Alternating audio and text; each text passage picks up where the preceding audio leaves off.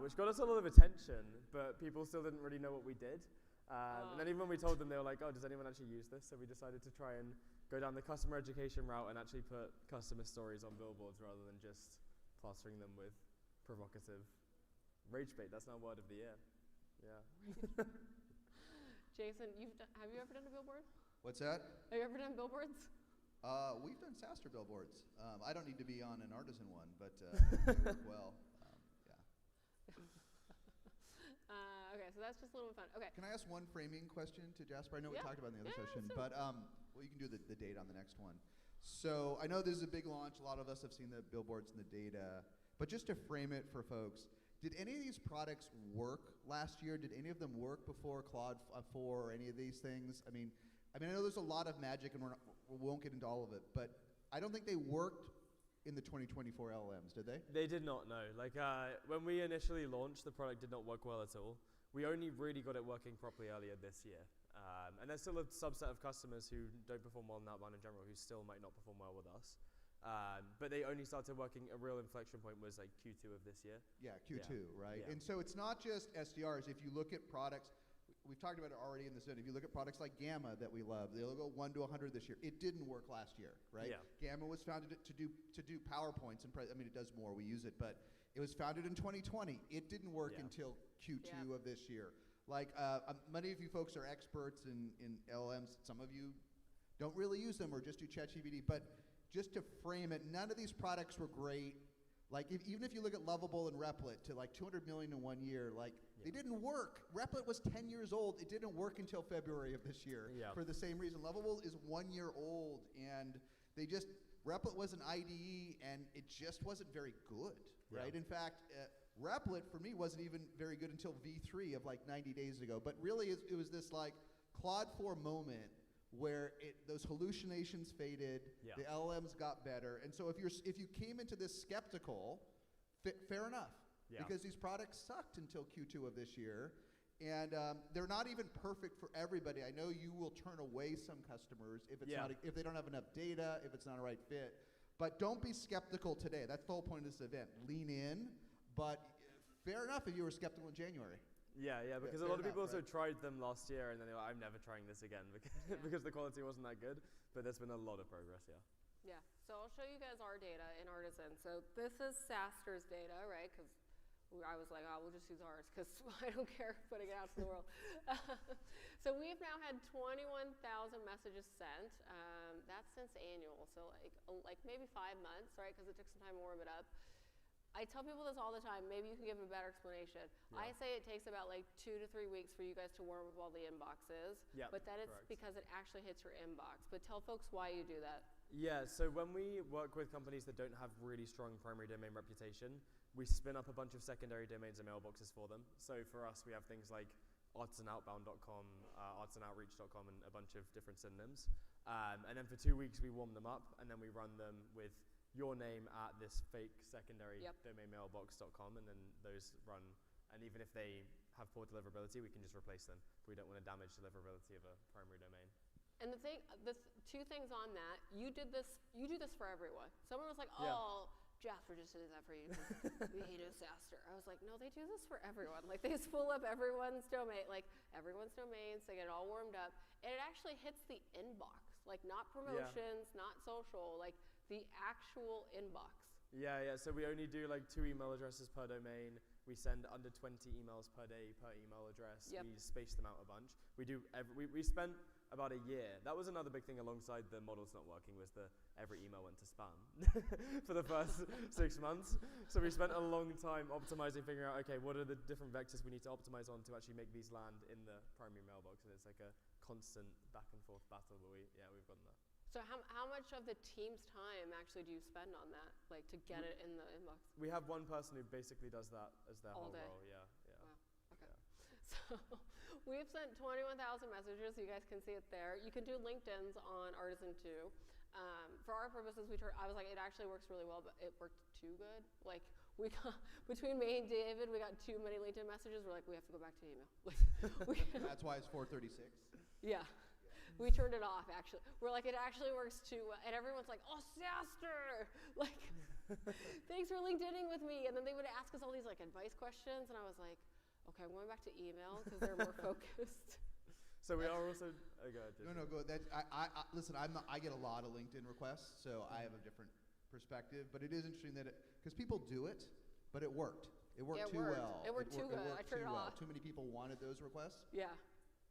We're actually launching an autoresponder in March, which will handle the back and forth conversation and share resources and do the actual booking of the tickets for you. Okay. So then hopefully I can turn it will flow more smoothly. 21,000 messages. Okay, I want to ask you about this. So the top is our current metrics, right? So we're at 21,000 now, about 4.5% positive response rate, 7.57 overall. Bottom I took just a couple weeks ago. So we're at 19,000. 3.7 and like 6, but also the platform got like really fast. So like what happened there? The majority of our engineering work, we're doing this 2.0 version of Ava that we're launching at the end of Q1 of next year. But we've just been doing tiny tweaks and optimizations. This is probably the biggest thing that we do is run these autonomous multivariate tests where we're testing different variations of the subject line, the CTA, the different features and proof points in the email, and just figuring out which combinations work best and optimizing through that. That wasn't anything hands-on, it's just the self-optimization. Yeah, because I didn't see any of that. I was like, it just got better. What are the two lines? The top is newer and the bottom line's older? The whole top row is the newest that I just pulled, and then the other one was from Workshop Wednesday like 2 weeks ago. And how does it, sorry to monopolize some of the conversation, but the whole multivariant thing is super interesting. Like, how multivariant are the emails, and if you know our emails? Like, how many variables, how many are we testing? Yeah, so there's specific components that go in. So one is the body of the email has a few. It has a feature and a solution, so like framing a pain point and framing the solution to that pain point. We run, I think, 10 or 11 different variants of that in the main campaign. 10 times 10 or 10 or 100? 10 on that one, so just 10 there. Okay. And then in the email we have proof points, so we have, I don't know how many, like maybe. It depends. Yeah, you can pick. I think, your default is like 5 to 7. Some of mine I have like more. Some I actually put less. Like as I got closer to London and we had campaigns that were like just for London, I was like, say less. Yeah. So there's two big variables. So those two. There's the top, which is like the connection to the individual, and then the sort of CTA solution, second one? Or? Yeah, so personalization, solution, call to action, proof point. Those are the 4 main ones. 4 variables. Yeah, 4 main variables, and then we're testing all of those. But then we actually run system-wide subject line tests. We were doing it on a use level. We saw better results doing it system level. And we found that like if we do 2 lowercase words, it typically works much better than any other kind of subject line.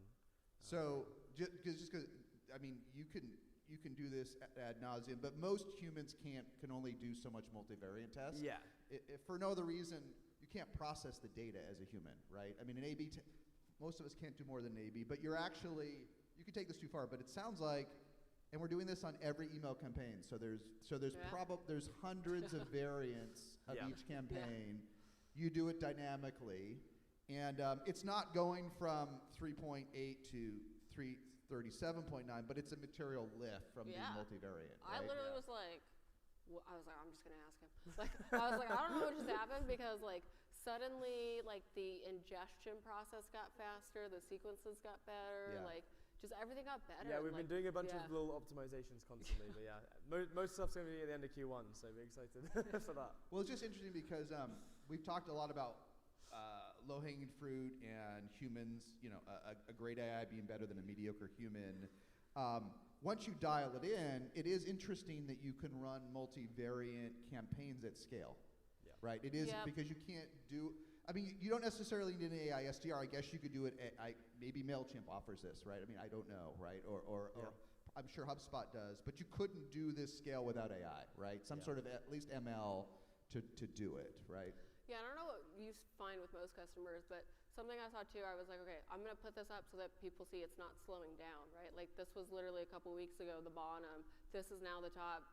Last night, that's now like I was like, okay, it's not getting worse over time, right? As I was like, it actually got better over time. It's not getting worse. Yeah, it's not getting worse. It's actually getting better. Yeah, we see that across the board. So sometimes customers actually won't do that well in the first couple of months just because they haven't honed in on their messaging. And some industries it's much more difficult than others to get that, we call it like message market fit, where what you're saying resonates with the recipient.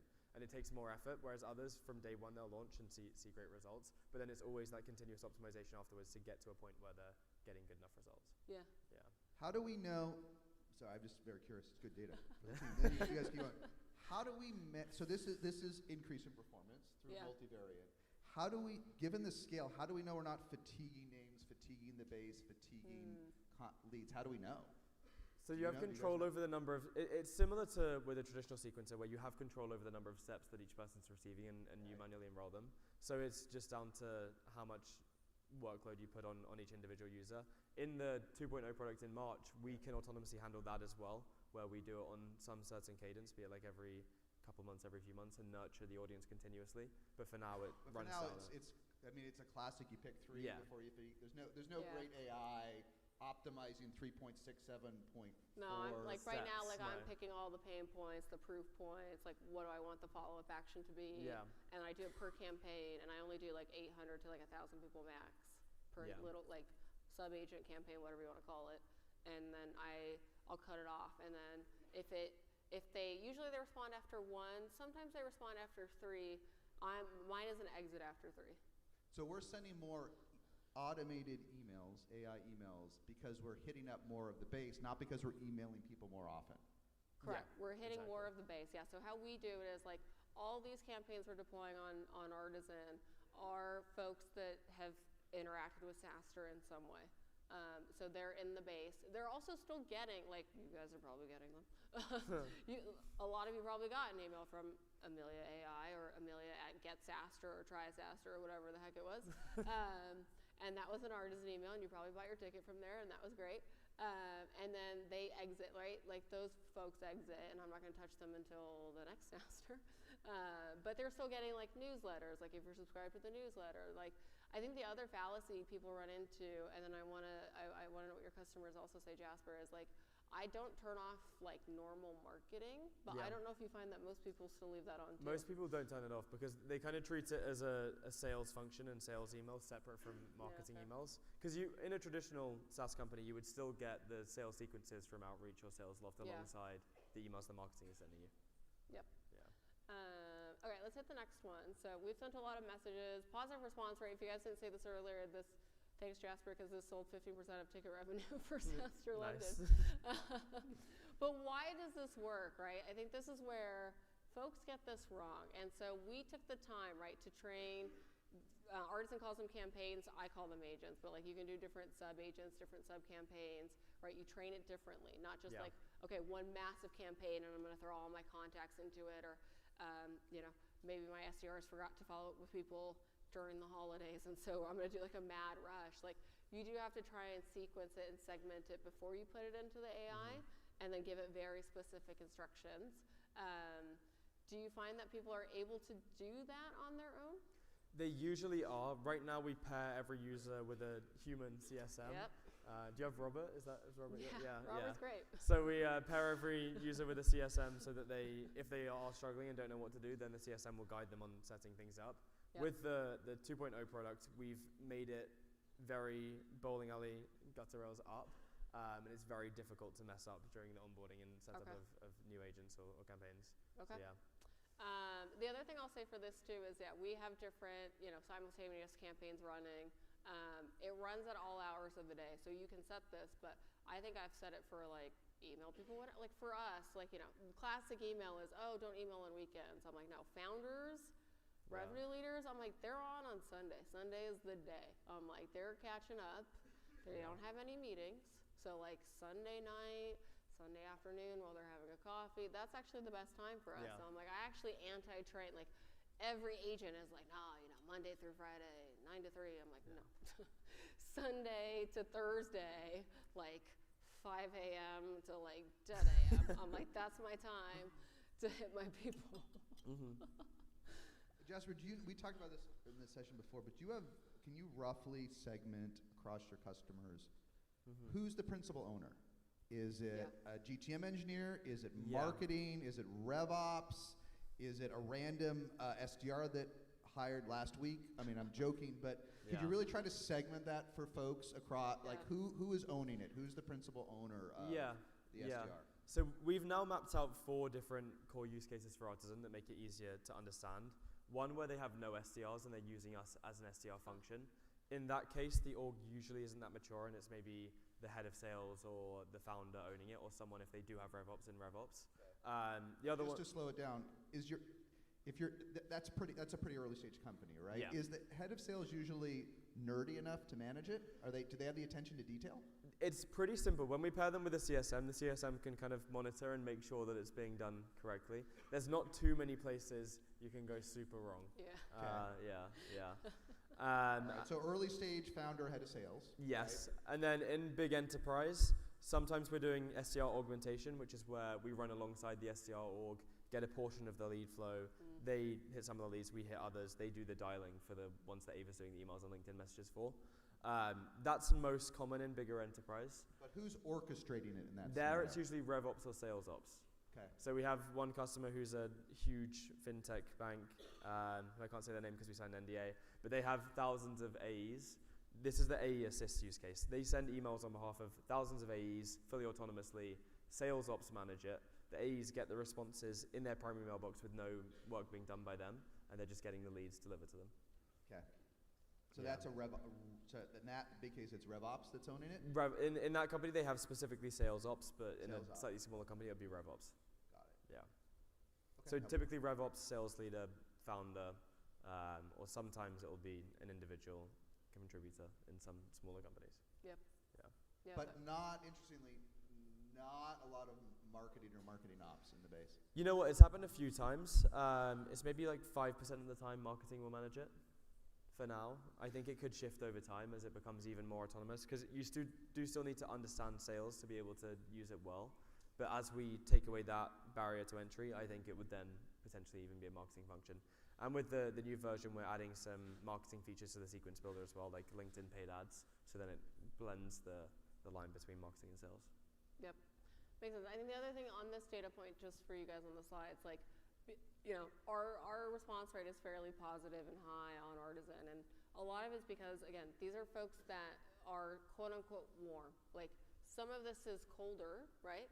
But I haven't even hit all the contacts in our database yet. People are like, oh, but how much of that is cold outbound? I'm like, just wait, get an AI SDR, start to put in some warm contacts, and you're like, oh wait, I have a lot more of those. Yeah. like what do you just because you have all the data, like, we've primarily used it for warm. We have some colder ones, and then we had some like new ones, right? I actually just tried it with a fairly new batch, and it worked pretty good. Yeah. I was like, okay, well, those people didn't know it was that good, and it works pretty good. Yeah. So like, it's getting better, but I was like, even I want to stair step to that. Like, I want to try with people we know, people who've been to like a bunch of SaaStrs, get them to come. Yeah. Then like people who like, I don't know, I think I did it off of like, okay, who came to like Workshop Wednesday last week. Yeah. And there was like a bunch of new people in there, and it actually did great. I was like, okay, well, it's working its magic now. But like, where do you see people mainly email? Are they doing what we're doing with warm contacts, or are they doing cold too? You know, the majority are actually doing completely cold net new contacts for outreach. Oh, so I'm the opposite.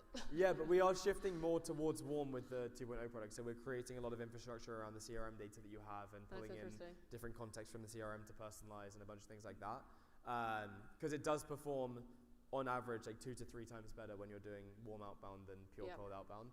And then, like you said, people usually have a lot more warm contacts than they realize. Like in your CRM, you probably have hundreds of thousands of contacts who are sat there unnurtured, maybe have been touched by some marketing emails, but a marketing email compared to a personalized sales email is really not a comparison in the response rate that you receive. Yeah. Yeah. Not the same. Okay, I want to make sure we have time for questions. So, on this last one, so this is what I was talking about earlier. This is how we train it, right, and tune it. So this is where you can put in your proof points, you can put in your coaching, and this is, you can see like on the right, I put like a lot, or the left, no, the right. I put in like a lot of coaching points. Like, it didn't start with that many, right? Like I started with a few, and then I saw how the results were, and then I added some more, and then I was like, make sure you always mention SaaStr in the title, so people kind of know what that is. Like, then they'll know what this is. And so I just started to train it and tune it. And then talk to me a little bit about can we slow this down for a minute? Go ahead. So I see proof points, and then I see message body coaching. Before we get there, did we ingest general data? We ingested the website, I believe, Yeah, right? so you can pick, like, Okay, this so let's adjusted the step back. I mean, website. I haven't done this, but I've done it on Delphi and general agents before we even started this. You put in your URL. Yeah. Yeah. Just the class. And many folks, if you haven't done it, a lot of the leaders can do a basic level of ingestion. You put in your app, and you, in essence, scrape the website, Exactly. right? Did we upload any collateral or anything like that to get it going? Right now, you don't have to. We're adding it so you can as optional. Upload your sales collateral? Any PDFs, yeah. Okay, yeah, add that. Okay, so you ingest some basic website and other content, right? Yep. That gets a base. Yep. And then these proof points, you wrote these, Amelia? So it came up with some, and then It generated from our web. edited it. It generated from our web Yeah, copy. it did, yeah. So this was for London, and then or annual, nope, London, and then what I did was like I just tweaked it. Like it was pretty good. I think I only tweaked it like the left one, not that much. The right one I put more. Okay, so you give it your URL. I mean, this takes time, but then it ingests your website, and then Yep. it essentially scrapes it, and it comes up with 4 or 10 ideas of messaging. And right? it comes up with all the features, the pain points, everything. Yep. So, and then obviously there's edit. You edit it, you tweak it, right? Yeah. Yeah. You tweak it, And then step 2 is this message body coaching. Yeah. That's all done by the user to adjust the output of the AI email. So you can coach Ava like you would coach any human SDR to adjust the tone of voice and adjust the way that she writes. So these are ones that Amelia's added. Yeah, I've always. So felt how did this like- process? To share folks how we flowed from the first to the second. Yeah. So on the first one, like it will auto ingested most of this from London, and then I just edited that. So that one was pretty easy. And then I added, okay, we're gonna sell out. It's the 6th one. I had to remember it was the 6th one. Why should people attend? Cool. And then you go into message body coaching. These I do across all campaigns though. So again, because I have multiples, I started to learn like, okay, I don't like the classic like PS at the bottom of an outbound email. So I said no PS. Put it in the beginning. I also said don't be like presumptuous. Like I don't like when the AI is like too cheeky and like tries to know too much about me. I'm like, I know you know too much about me, but like be cool, man.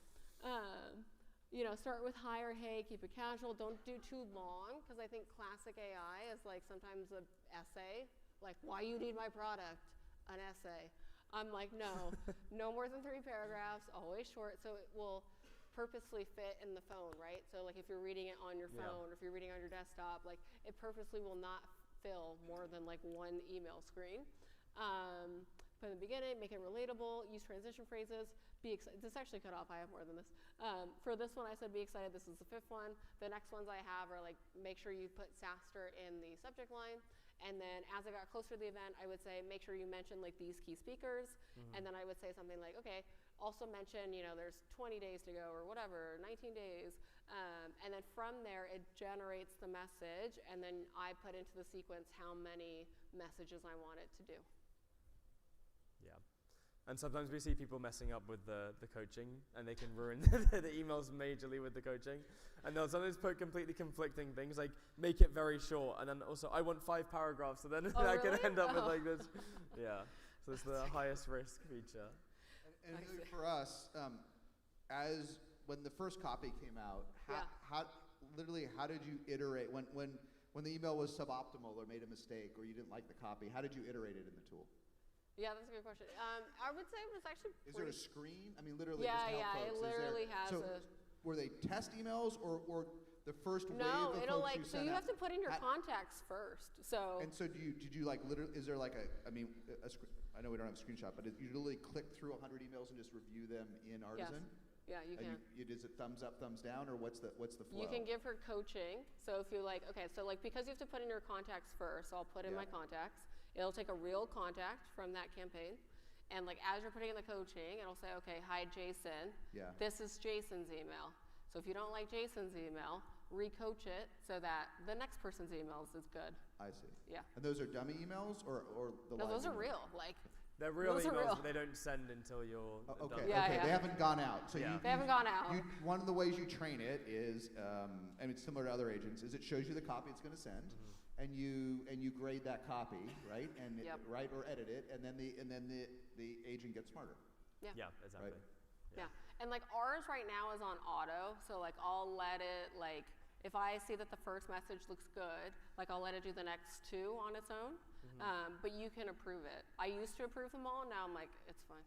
Yeah, it's a lot of work to approve thousands. It's a lot of work. And honestly, I was like, okay, but also like in manually reviewing all of them at the start, which I still do for like all the campaigns, is I'll see if it's making anything up, which for us, like when I didn't have the speakers on the London site, it made them up. So then I just told it like, hey, mention these speakers specifically, and then it just never did that again.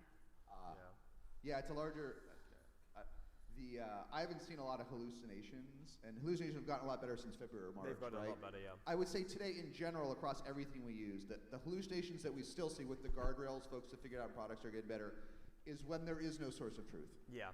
So for all of our SaaStr stuff, before we had dates for this event, all the agents would make up the date, 100%, and they're all using the same or similar LLMs. So that's pretty bad. You know, they would say, you know, we'll see you on December 20th. Yeah, I have to put in the dates. That's really, if you're worried about hallucinations from last year, you don't have to worry too much. The big one is when there is no data.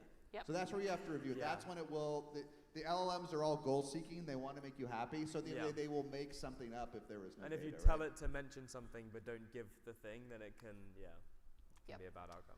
Okay, let's just do some speed questions and then we'll do audience Q&A. We kind of, I was going to ask you who buys it and who deploys it, but Jason already asked you. What was the buyer versus builder? You already asked, like, who buys it versus who deploys it. Oh, the did. RevOps, Yeah, which we hit. I don't want to take up all the time. Can I ask a fun question? Yeah, because I have a lot of thoughts on this. So there's, Lenny did one with the head of Vercel. Yeah. Say they built their own AI SDR. Yeah. Right? Now, we're not all Vercel. Yeah. Okay. Thoughts on that? I have a lot of thoughts. I actually think, listen, if you're Vercel and you have the perfect engineer and want to maintain something custom and do all the work yourself, I don't think it's necessarily a bad idea. I just think only 1% of folks should build it themselves in 2026. No, I agree. OpenAI have also built their own AI SDR internally for them to use, and it's great. So I think if you're willing to put millions of dollars of resources into building it and you have your own data and are creating a perfectly bespoke solution, it can make sense. But if you're looking to spend anything less than that, like it doesn't make sense at all to try and build your own. Yeah. Okay, you already hit that one. We kind of hit that one. Hold on, it's okay. Oh, this one.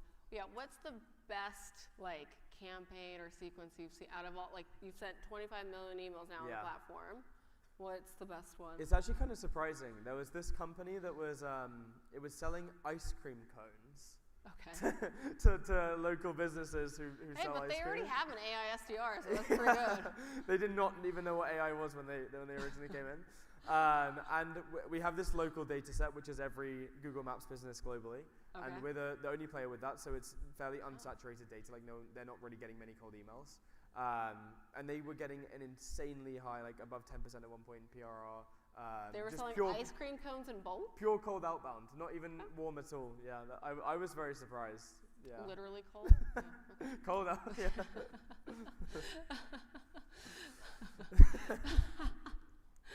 That's a fun one. Any use cases like that you've seen that maybe we haven't thought of or touched on? So we're leaning now more into signals with the current product and with the 2.0 product launching in Q1. We've now launched web visitor de-anonymization, so we can de-anonymize traffic on your website. We've launched funding signals, so if companies raise Series A, Series B, whatever else. Hiring signals if they're hiring for a certain role. With the 2.0 product, we're launching a couple dozen of those for a bunch of top of funnel cold intent signals, and then you can monitor lists for warm intent signals as well. That makes sense. Yeah. Okay, Jason, any other questions before we ask the audience? I have always plenty, but no, let's open up to some questions.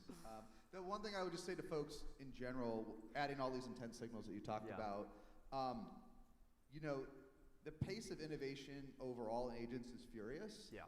And Artisan's a very slick tool. It is great. Ultimately, there's a lot of APIs and other third parties you're integrating under the hood, and the pace of sub-innovation, like one Artisan's got 50 engineers building stuff for you, but the other vendors in AI that you can introduce, the amount of functionality is like exponential. Yeah. Right? You can't build everything yourself, right? Yeah, it's impossible. But I'll give you a small example. It's not even an Artisan, but like when I started using Replit, all of a sudden it added, you could buy a domain. Okay, you don't just buy a domain, it works in like 10 seconds, Yeah. right? It does it all, it gets the C name and the SHME name, and it just instantly works, but Replit didn't build its own DNS and domain server, API, right? And I don't care, Yeah. because the integration is so good, right? So I don't know how you de-anonymize the visitors and whether you built it or use it. It really APIs doesn't for the most matter. part, Yeah. So you're going to get a pace of, you should pick a vendor where you're going to get hyper innovation, because all of that San Francisco energy and London, building these AI products, you should benefit from it in your agents. Your agents should get hyper, like, you shouldn't expect an annual release with 3 features like in 2021. Yeah. You should expect massive innovation every quarter because of the rest of the innovation in the industry. Exactly, yeah, because all of the players, especially in SF, are leaning on each other and using each other's APIs to build these next generation of products. Like, it's never one vendor building in isolation, it's a whole network. Yeah. Yep. Okay, there is a microphone on a stand right there in the middle aisle. So if you guys want to come ask your question, just go up to the mic and we'll try and do as many as we can. Yeah, you got it. Hi, my name is Wolfgang. I work in sales, and I have bought a ticket through your AI There you go. activities, Nice. and it probably was the best outreach from an AI bot I had this year.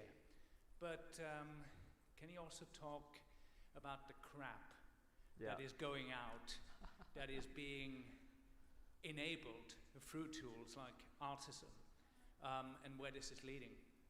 Yeah, I think there is a lot of tools that just let you unrestricted send tens of thousands of emails that are basically spam cannons. We focus on still high volume but lower volume, like low thousands per month for each user, all very personalized, all very targeted.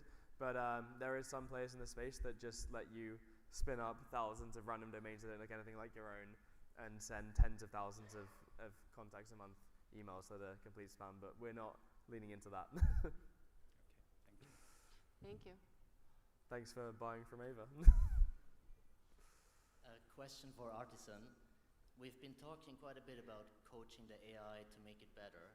I was really curious, do you see in your data, is our human intervention improving the results? Or not? You know what?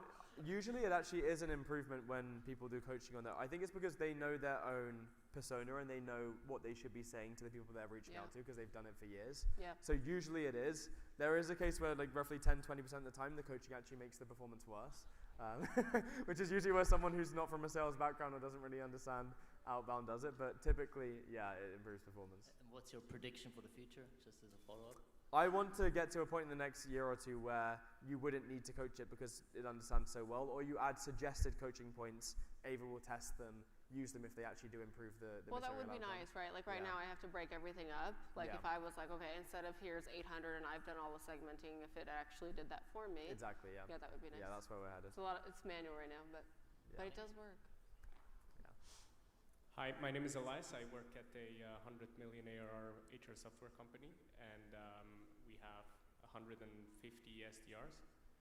So how would you sort of like go about fading in AI and a version of AI SDRs, knowing that you already have quite a few headcount that you cannot just let go from one day to another? Yeah, this is a use case that we're playing more into as well with the 2.0 product we're launching in March. Right now, what we typically do if a company has a lot of SDRs is take a portion of the lead flow that they're reaching out to and reassign those to the AI SDR, and then have them do the dialing steps for the AI SDR, compare results and review. Otherwise, often if you have that many SDRs, you also have a lot of AEs. The AEs usually aren't doing much outbound, so we'll take the AE population, send outbound on behalf of them, and then alongside the human SDR channel they have, they're getting these autonomous leads from the AI SDR too. Most AEs do no outbound. Yeah. Not even low. I was like, that's generous. And what about the phone? We still convert quite a bit on the phone. I don't see phone anywhere on the. Yeah, so we're actually in the 2.0 product. We're launching a human dialer within our products and a voice agent. So for higher intent leads or where you legally can't do AI phone outbound, you can have the human dialer built in and have your reps doing phone steps. What we do with bigger customers right now is in parallel run dialing sequences alongside the email and LinkedIn sequences. Thank you. For sure. Hey, my name's Michael. I head up RevOps We're a fintech firm based out of London. So we've been looking at AI BDRs for a little bit of time now, and there's a couple of vendors I've been looking at. I just want to understand what makes Artisan different, because when I look at the build of the products, there's a lot of similarities within it. And a follow-up question to that, like what's next on your roadmap and how are you going to differentiate for the future? Yeah, I think that the biggest difference isn't even in the current materialization of what the products look like. It's in the future that you're investing in by purchasing a product. Like we have a very, very, very aggressive roadmap for the next year. We're launching Ava 2.0 in March. She'll be significantly more autonomous with things like an autoresponder and making the messaging do itself rather than Amelia having to edit every single thing herself. And we have a very clear roadmap, and we've spoken to customers a lot over the past 2 years and understand exactly what they want. So I think you're investing in a future outcome. But we actually do have a lot of fintech customers as well. I wouldn't say the majority, but a lot of the neobanks use us. And you're like SOC 2 compliant, right? I think. Yeah, we have SOC 2 compliance, of course. Yeah. What markets do you feel you resonate best within? So if I look at our client or ICP, it's big banks, it's hedge funds, it's pension funds, any kind of company that processes a high volume of transactions, but a very large enterprise, long sales cycle, super complicated, right?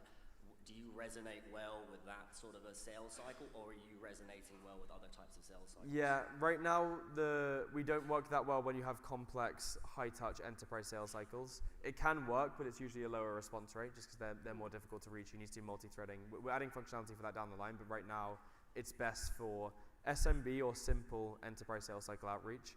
And yeah, with the fintech customers we have, they're usually trying to get people to use their bank account products. Yeah. Thank you. Sure. Hi guys, thanks for that. I enjoyed that. Andrew McCourt here. So I'm a GTM engineer in the process of setting up my own agency, so I thought I'd just get that vested interest out of the way, out of doors. Question for you is, at what point does it make sense for an artisan, like a plug and play method, compared to an agency?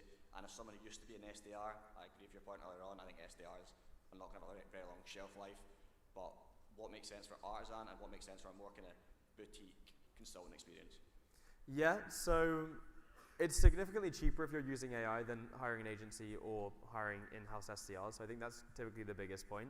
But you actually often, in the long run, see better performance with an AI SDR than you would with an agency or a human SDR. Not typically at the beginning. At the beginning, it will be slightly worse. But as we do these optimizations over time, we get to a point of parity and then go beyond that point of parity with human versus agency SDR outreach. But for example, if you use an agency, they're usually charging you based on the outcome, and getting 500 positive responses would be significantly more expensive than our product. Yep. Yeah. And for one of the outbound campaigns I ran that had basically an email saying, I listened to this podcast, thought it was great, and then the person came back and said, oh, brilliant, I want to book that meeting. Never listened to the podcast, so I hope they're not here because I didn't listen to the podcast. But how do you use that kind of LLMs to do the research and customize it? I know you said you have that kind of like settings, or you have your kind of, you can adjust it. What makes Artisan customize it more and like make it look like, oh wow, this person has done the research? Yeah. So we scrape a lot of data to personalize the emails. We get things like LinkedIn posts, press releases, funding announcements, anything we can find publicly, we'll try and use to personalize the email. And then we have a reasoning model that looks at all the data available and chooses the most relevant one for each individual message. In the 2.0 product in March, we're also letting you instruct Ava to find any information that's publicly available. So you could say, I know, do they have a SOC 2 compliance badge in their website footer? So there's a lot more flexibility there. But right now we have a predefined list. We've figured out what works well, what doesn't, and we prioritize the ones that work well. Thank you. For sure. Hi, my name is Frederick. I come from a company called Mentimeter. We are product-led B2B SaaS. And I was just wondering if you could speak a little bit about leveraging product signals as a part of the outreach. We have 30 million users, 1.2 million using organizations, and that's a gold mine for us. But how could we incorporate using that? Yeah, so we're actually building this right now, like it's in the current engineering sprint, is upsell and cross-sell campaigns using product data and using that as both signals and context for the emails. So that will be coming in a few months. Cool. Yeah. Do you have any examples or any other customers right now that are trying to do that? We get that request more often than any other at the moment. You can do it now, but you have to hack it together. It doesn't use all the data. What's the top request? Upsell Using and cross-sell product signals campaigns. on So the using campaign. product yeah, data. like you'd have to coach it right Yeah. now the way I did, right? So like instead of it being automated, like right now you have to say, okay, I'm gonna bucket these people maybe in one certain signal and this certain thing in the product, and load them in the meantime, right, and train them that way on like a one-off, versus it would be automated. Yeah, it will be automated and use all the context from either your CRM or from your product analytics tool and put that in as the personalization or use it as context for deciding what product to upsell and cross-sell to. Perfect, thank you. Cool. We have time for one last question, so yeah. Go ahead. I'm going to cheat because I have two. So, hey, my name is Scott. I'm the CRO and partner in a specialized CRM company, mainly based in North America, about 10 million. My first question is, are you CRM agnostic? So we integrate with HubSpot and Salesforce right now. We're actually working with Ampersand, who I see are also sponsoring for the 2.0 version. We'll have a bunch more CRM integrations available. Excellent. The last question is, and what about SMS? Have you looked into that? What was the question? Are you adding text messaging? Oh, yeah. Oh, so we might. So text messaging is risky because it's mostly illegal, but people just do it anyway. Yeah, but we will see. We might if we can figure out how to do it in a regulatory friendly way. Complicated. Thank you. Okay. Thanks everyone. Ask one Thanks, question? Are we out of time? Yeah, go ahead. Just a meta question. Someone asked me in the prior session that was selling to defense and others. Yeah. In the whole industry, security. Yeah. So you've got our CRM is Salesforce. It could be HubSpot. There's a set of and now with all my agents, I'm reproducing this data across multiple agents. The agents are storing this data, so they can act on this data. Just any meta thoughts on all of this? I mean, listen, in sales we often take more risk than in other areas, but with regulated clients as you're getting into, what are any meta thoughts on security and agents? I mean, like Gainsight's been shut down for 2 weeks. I don't know if you know this. I didn't know that, no. Yeah, well, Drift had a security breach with OAuth. Yeah. It's been offline for 6 months. That was related to another breach, and then Gainsight has an OAuth thing. Yeah. Gainsight's been offline for 2 weeks. Completely? Completely. Oh, wow. Now, you can use their web app, but it has almost no value outside of Salesforce. Yeah. So Mixpanel just had an OAuth breach, kicked out of OpenAI permanently. Oh, wow. This last week, permanently. So I'm just using, because we take risk. It's minor for us. But I think our agents are exposing our data in many more places than 12 months ago. I don't have the answers. I'm just curious if you have thoughts on it. Yeah, so we heavily limit the data that we give Ava and that we give the agents to do the outbound. So we're literally just giving the inputs for the email. And then before that, it's not even really an agent that handles the data collection before that. It's the user and it's the interface. So we're not actually giving any PII to the agent. That will actually change in 2.0 where we do have the CRM data, but we're letting the user choose very specifically which fields are being used and how in the different email components. Okay. Yeah. And if I wanted to have the lightest touch on my data stored in Artisan, what's my option? You don't even have to integrate CRM. Like you can have a DNC that pushes daily without Ours any CRM isn't. integration. Oh yeah, yours isn't. Yeah. I was like, ours literally So that's isn't. like minimum possible. We don't have anything. We couldn't breach if we You're if we keeping wanted nothing. to. Yeah, we keep nothing. We keep like the email content which you're sending to someone anyway as a cold email. All right, yeah, it's important. All right, it's just there's so much going on. I mean, it is literally we are as exciting as the world is in AI. We're also seeing. I mean, this Gainsight Salesforce stuff. With Drift, they stole 700 companies' data, including Cloudflare and others, and they're auctioning it now. It's not fixed. Oh, wow. And the guys that broke into Gainsight and Drift are the same folks. These are aggressive actors asking for millions and millions of dollars to not leak your Salesforce data. Yeah. So, the option to degrade this, to have the limited amount, I think, is a big deal. And this almost has nothing to do with the data. They're just using an OAuth token, but not to get off topic, but I just think it's interesting, and it's good that you can degrade whatever you want in Artisan to store the least amount of data, right? It's a good thing. Exactly. All right, sorry to monopolize. No, thanks everyone for coming. Thank you, everyone. Thank you. Have a great day. Enjoy London, my hometown.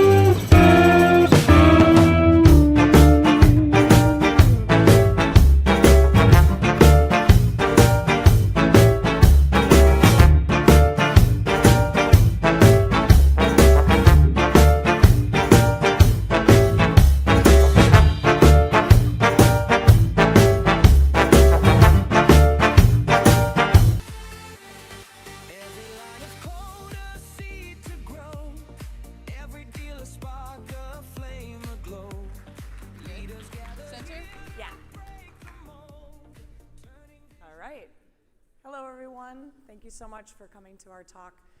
Ashley, one of the co-founders of Momentum. I'm really excited to be joined by another Ashley from Contentful, one of our customers. When the SaaStr team asked us to come and do a presentation for the AI school, we talked about having a customer come with us, because I think it's really important to show real results, especially, of course, as a vendor. You can hear me talk all day long about how you could use a tool like Momentum, but I think it's very powerful to hear from somebody in the field, in RevOps, and talking about how this is actually being applied. So hopefully this is a useful talk for bringing some of these ideas back to your organization. So why do we exist? I think we all know that our teams, our sales teams, our CS folks are on calls all day long. And we're capturing those calls in 2025. They're sitting in a call library somewhere. Some of our customers have all of those transcripts sitting in an S3 bucket. We don't have a problem of data collection anymore. We've all accepted that calls should be recorded. We've accepted that go-to-market data should be captured. The challenge is that the CRMs were not built to capture that data. What have we been doing this whole time? We ask humans to be the conduit of the data that's being shared between the prospect and your team. So what does that look like in practice? Tons and tons of validation rules, us all being frustrated that we don't have any data in the CRM, our CS team and our leaders not knowing when churn is going to happen. And it's because we are just moving into a different world that needs different technology and different systems to help us leverage everything that's being captured. So when you think about how this is going to look in the next 3 to 5 years, if we all believe, which I think we do because we're here, that AI agents will be running a lot of our day-to-day work, AI agents need data. 70% of AI projects fail because of lack of quality data. So we really need to think about this as a data problem that needs to be fixed for a data-driven future that is being run by agents. And so kind of the before world is human execution of the CRM fields. And what do we get from that? It's usually empty. Today, we have agents that are running workflows. We have Agentforce. We have tons and tons of kind of agent platforms. But again, the underlying data structure is missing. So we believe that those who have a go-to-market data foundation will really be able to move ahead of their competitors as we go into this next year and beyond. So if you think about a tool like Momentum, we really are AI native go-to-market infrastructure. Of course, you could use us for, capturing calls, a call library, writing notes, updating fields. But underlying all of that is capturing all of the data that's flowing through your business, whether that's a Zoom call, maybe it's a dial pad call with your SDRs, it's an email being exchanged, it's a support ticket, it's a chat. All of that needs to be captured because all of that is actionable go-to-market data that your teams could be leveraging. It needs to come into a system and be structured and cleaned up. In all of those conversations, the first 5 minutes of any call is some nice chit-chat, but that's not really useful to your business. So we need to kind of make sure that that all gets filtered out and we're only focusing on the relevant parts of the conversation. Then you need to make sure that there are signals and actions that your team can take. So if your customer is getting on and saying, hey, I'm unhappy, I did not get the support that I needed, you should be able to take action on that the moment that you hear about it. In the old world, you're waiting for your CSM to update your team in a meeting that maybe makes it to a manager, that ultimately makes it to leadership, usually when it's too late. Now we are able to drive the signals the moment that the customer is saying it or the prospect because we're in the conversation and we're there at the moment that those things are being said. The final thing is that whether you want to build your own agents, use a platform like Momentum, again, you need to be able to have the underlying data that will then power your agents to do the work for you. And really the ultimate goal here is to just replace so much of the manual work that we are expecting our teams to be doing. So what's possible when it comes to AI RevOps? Today, we think that fixing the CRM is just ground stakes. We should all be doing that and accepting that. In the last 2 years, we've been working with companies to help them fill in their Salesforce automatically. And whereas 2 years ago, we had to kind of convince companies to start with confirm to write, make sure that they accept the values, make sure that the reps have say. more and more companies are coming in and saying, after a short period of trial and error, I want to just do this on autopilot. I don't want to have my reps involved at all anymore on data collection. I just want to push the data into the CRM, whether that's a medpic, updating medpic, maybe it's capturing a next step after every call, notes after CS calls, AE to CSM handoffs. It's pretty limitless in what you could do. From there, once you have data in the CRM, then you actually can start to have a real pulse on your business because it's based on what is actually being said in the conversations. You can take a lot more action quickly and get a better handle on what is going on across your go-to-market team. From there, you can move into coaching and improvement. I think that we're moving away from a world of coaching on a per-call basis where your manager carves out an hour a week to go through calls and, on 2x speed and leave comments. You can actually do AI-driven coaching that coaches after every call, scores against competencies that you care about, and do this at scale so you can really see the trends. And then finally, what does all this mean for the business? All of this needs to bubble up really into aggregation. So you need to be able to aggregate the data across all of the data sources, across the teams, and across time. So if you think about that, you basically could start to run a close loss report for the last quarter that before would take you hiring an agency, a consultancy, it would take them 90 days, interview a bunch of your teams, and really they're just sampling your data. They're maybe sampling 15 opportunities, they're talking to 15 customers. Now you can do this across your whole pipeline. You can do this across every deal that you closed, won, or closed lost. And you can get insights that you can bring back to your C-suite, your founders, your CEO, and make real business decisions. So I'm excited to introduce Ashley to kind of talk about what they've actually been able to do at Contentful at scale and in real life practice. So I'll hand it over to you. Thank you, Fran. So Ashley Blackwell-Guerra, I work for Contentful. We're a digital experience platform, about 900 people. I'm going to talk today a lot about our 400-person field organization, but we're powering digital experiences for the Gucci's of the world, the IKEA, Home Depot. But I'm going to go ahead and start with what I think is the money slide here. What is the impact we've had with Momentum since we launched in May?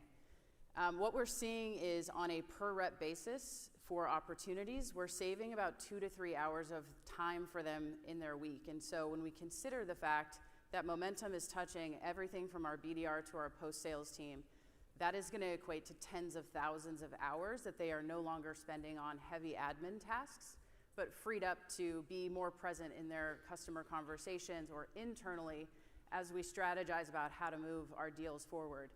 We've also seen positive impact in the way that we move through all of our different opportunity stages. And in fact, we're seeing a reduction in days per stage, and we're seeing our rep productivity on an ACV level up 25% year over year. In addition to launching Momentum in May, we also decided as a company to switch our selling framework in September to MedPick. So having a tool and a system like Momentum as a rallying point has bolstered our ability to now speak a common language across a global sales team, but also just have all of our systems in place to support that transition. So our adoption is up, and I think you see that in the numbers. Ashley alluded to the fact that data before the Momentums of the world, you relied heavily on your AEs or your CSMs to enter in information about opportunities or accounts in between calls at the end of their day before their forecast. We have adopted the automatic sync to Salesforce, and that has greatly improved not only the context and the richness of the data inside of Salesforce, but also the immediacy of that data's availability, which helps me in operations send information to the right people at the right time to make business decisions. And then finally, bringing a lot of these insights to our frontline ICs and managers and up into the altitude all the way to our C-level has really improved our ability to coach and speak that common language that everybody is familiar with, and then bring insights to other orgs. So we started to focus on our field org, and week over week, different orgs, be it marketing or product or partnership, I get a Slack that says, hey, I've heard about what you're doing with Momentum. I'd love to speak with you about a couple different use cases. And so now I'm going to go ahead and back you into how we got to some of these impact metrics. So the initial use cases that we started with, and by the way, this time last year, Contentful wasn't doing anything with AI. So all to say, with a great partner like Momentum, you can very easily go from 0 to 1 or 0 to 2 in a short amount of time. But we really wanted to take the burden off of ICs and managers in terms of that manual data entry. And when we looked at the required fields within Salesforce, going all the way from consideration, where a BDR first starts to talk to our prospects and customers, all the way through procurement, there were 60 fields that we were asking them to fill out and maintain through that opportunity lifecycle, which is a pretty big admin burden when we really want them to just show up and have great conversations with their customers and not also be thinking about the next question or taking notes during the same time. So that was a business challenge we were hoping to solve. Second to that was bringing managerial insights and coaching to those frontline managers and ICs. If there are managers in the crowd, you know that it's nearly impossible to be on every single call with all of your reps. And so having something that brings insights into Slack or insights into Salesforce makes your job easier at scale. And our current, or prior to Momentum, we were using Chorus exclusively, and what we saw was we had over 6,500 customer-facing calls, and Chorus offers what are called scorecards as their mechanism for coaching, and we completed 7 last year. We also looked at manager engagement, and of those 6,500 calls, less than 500 were actually actively reviewed by their managers. So when we talked to them, we realized really quickly the technology we were offering wasn't serving, and ultimately wasn't serving our field ICs in getting better. And then finally, we knew that we had a wealth of information within Chorus and our legacy customer information, and so we challenged ourselves to say, how do we dig deep and identify which of those insights are valuable? How do we make those trigger-based? How do we figure out who needs them and when to send them? So those are our initial use cases. I like this next slide thinking about where Momentum fits. And so I'm going to spend a second here, but what you see across the top are all of our opportunity stages from a very initial deal, even before an opportunity is created by our BDRs, all the way through our post-sales process. And underneath that, we have a Momentum program that is automatically running per role, per stage of the customer journey. I will dig into a few of them, but as we sort of go left to right, getting insights into how our BDRs are positioning for coaching there, and also the transition to the AE. Also, how we capture information in our custom MedPick app that I'll show in a second, how deal rooms and the concept of how we work together in Slack comes together, and how that transitions when we close an opportunity into an account room, where we bring in all of that pre-sales information now to an account room. We bring in our post-sales folks, and it really improves the experience internally, but ultimately it means we show up to that first conversation with our new customer ready to go. And then there are other sort of ancillary benefits. We can start to send signals around churn. We just launched a brand new top 100 program where our ELT members now have visibility that they've never had before. And at the bottom, you'll see examples of product and marketing signals that happen throughout that customer lifecycle. And we're just getting started, but I could see by the end of next year, hundreds, if not thousands of different signals, because people want very specific information to do their job at a specific time. But just to call back to the last slide where I mentioned we had 60 required fields that we were asking folks to fill out. We now have 42 of those 60 fields automatically populated by Momentum. So you can imagine the efficiency gains and how happy our reps are to no longer have to do that manual data entry. Some current use cases and a little bit of a deep dive. What you see here is the in Slack experience, and you see some of that collaboration early. Amy on our enablement team is talking to Barry, who is one of our regional sales directors, giving him some insights into what she saw happen on a customer call. And what Barry is doing is he's leveraging the Momentum app in Slack.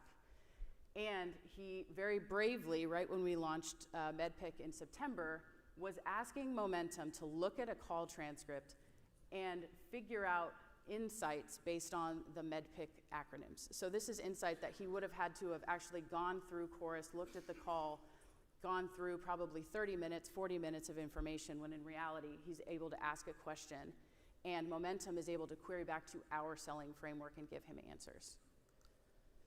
So the MedPick app in Salesforce, what you can see is this is custom built. It lives on our opportunity object. And behind every single call, we are looking on a 0 to 3 basis across those MedPick acronym letters. And we've defined what really good looks like as a 3, all the way down to 1 or to 0, which probably means we didn't capture anything around metrics or economic buyer. And so that's firing behind the scenes constantly. And this is what it looks like when a rep clicks into the MedPick app. On the far left, you can see the MedPick acronym letters. You can see the context that Momentum has found for a given call around those letters. The next column over, you see the 0 to 3 score that Momentum has given that particular context, and also the rationale why.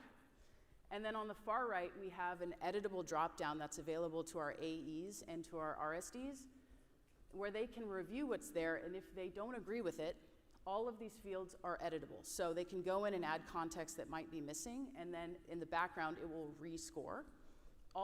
That's all important because we are starting to bring the Momentum score and the AE score into our forecasting tool. So when I talk about Momentum at different altitudes, our SVP of EMEA, our CRO, are on these weekly global forecasting calls, and it gives them a glance of an insight of how far along we are with MedPick, and also why there might be a delta between what their AEs are seeing and what Momentum has said. So in a very easy way, they can then ask better questions in that forecast call around the common MedPick language, and if they need to, set up a deal review where they can go in depth to the opportunity and figure out where our gaps are. The what we heard slide is, again, powered by Momentum. The end output is a slide that our sales team uses, and it's fueled by the context from calls and largely serves as an agenda slide. So it's capturing context. It gives us a nice slide output when you hit save and then generate slide. And what we're hoping is it provides a better customer experience early on in the discovery process, where we have a conversation, we're reflecting back, this is what we know about you, this is what we've heard, what are we missing? And so that is, I think, a major reason why we're starting to see an acceleration through our stages, but also helps us to show up better in front of our customers. I mentioned signals. I've got 2 examples here. And so anytime that a specific trigger or theme happens, that's a good use case for a signal. The first of which, up at the top, is one that our CMO came to me and her marketing team came to me and said, hey, we just spent a ton of time and money producing an article with The Atlantic. I want to understand how often we're talking about this article. I want to understand how the AE is positioning this article, and I want to understand the sentiment from the customer. And so that gets sent to her and her team via Slack in real time. And then the bottom example is out of our SE organization, but it's a capacity example. So beyond just our sales engineering team, which is smaller, where they need to understand how to adequately staff those SEs on deals, professional services likes this a lot.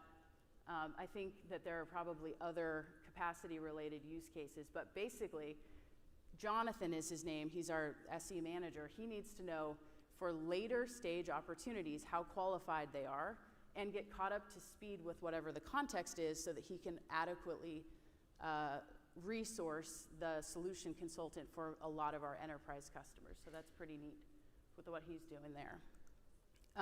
Future use cases. Momentum Coach. I really like this, number one, because it bolsters what we want to do with frontline managers and coaches, because after every single call, it's going to filter up recommendations and next steps around competency models.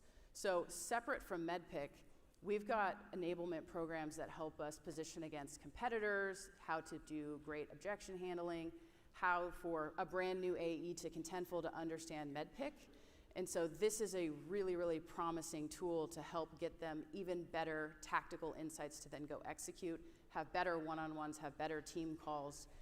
And then the enablement team, I think that this is their secret weapon, because if you get all of that information in aggregate, you start to understand, hey, these programs and these competencies that your team is spending time on, where you're training in person, how are ICs doing against those? How are pods or region or globally, how are you doing? And so you get very, very in-depth information into maybe there's a program that's not working as well in EMEA as it is in North America, or maybe we're identifying an entire gap where we don't have a program where we want to go next. So I'm super excited about Momentum Coach. I mentioned our executive team is now getting more and more sticky with Momentum. We out of the gate started our focus on opportunities. We're now shifting more towards post-sales and accounts. And so all of our ELT has some number of sponsorships within this top 100 program. And so anytime there is a call, pre-sales call, QBR, you name it, this channel in Slack gets pinged. They are notified, and so at a glance, they have the opportunity to understand what's happening on a call, but also dig in and ask questions and follow-ups. Like if our CMO knows that she's meeting with IKEA later in the week, she's gonna wanna understand what is the context, what's the overall relationship, what are we doing, what are they saying about our product, so she's better prepared. And then a huge focus for us too is the shift towards bringing account level summaries. So not on an opportunity by opportunity basis, but what's the whole context of the customer relationship to date? And how do we bring those insights, be it feedback that they might have or churn risk quotes that they might have had, all the way up to the executive summary. Who are we dealing with? What do they care about? Why did they initially buy Contentful? And bringing that into Salesforce at the account level. And then finally, to bring this home, every company that I have ever worked with has the internal problem of the AE to post-sales handoff. And so this is an example of what you can do both in Slack, and then I'll show a Salesforce example.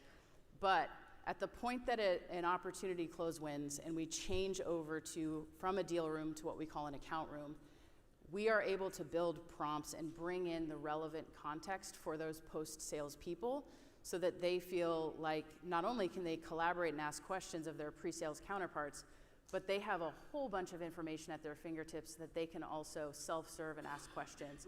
So we're showing up better in front of our customers. So this is a Slack experience, and then this is ultimately what this will look like for us at the account view.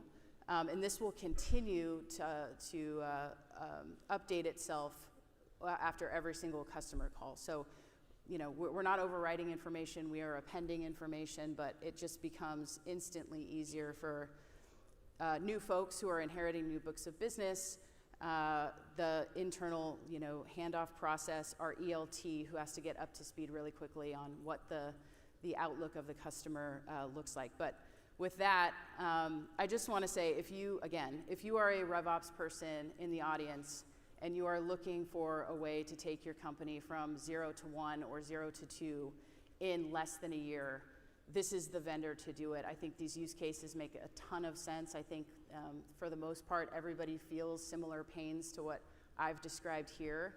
And I'm so grateful for the partnership and the support that the Momentum team has given us. And I mean, we're just getting started. So I'll turn that back over to you. Yeah.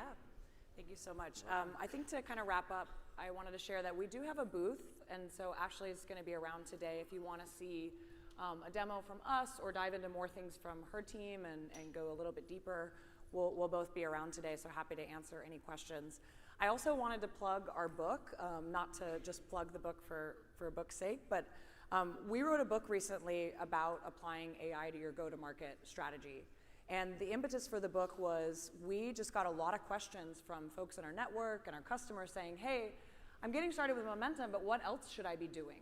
What else should I be doing for my top of funnel? What should I be doing for CS? What are other ways that I could leverage AI? And we realized that we didn't really have a great answer for that because we're kind of in our little world. And so we interviewed about 30 folks from amazing companies, from 11 Labs to Owner to Demandbase. And we asked them, what are you doing? What are you excited about? What's not working? What's working? And we turned it into a book. So there's 13 chapters. It covers everything from forecasting to coaching to top of funnel to compliance and security use cases. So we'll have a couple of books at the booth. First come, first serve. Happy to give those away. And if anyone's interested, you can buy it on Amazon or you can just come talk to me and I'll make sure you get a copy as a SaaStr friend. But I think we probably have time for maybe one question, and then if there's any other questions, we'd be happy to see you at the booth. Brave soul.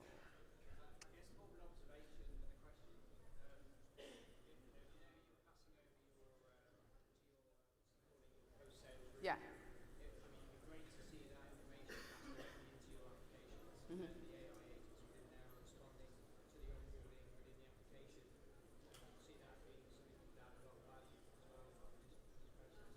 Yeah. Sorry, was there a question or is it just I think, we would love to show it to you. I think you should come by the booth and we'll happy to give you kind of a full demo of what I'll they've pull out built my and what we laptop and have. you can see it in real time. Yeah. Okay. Well, thank you so much. Appreciate you coming. Thank you. Thanks.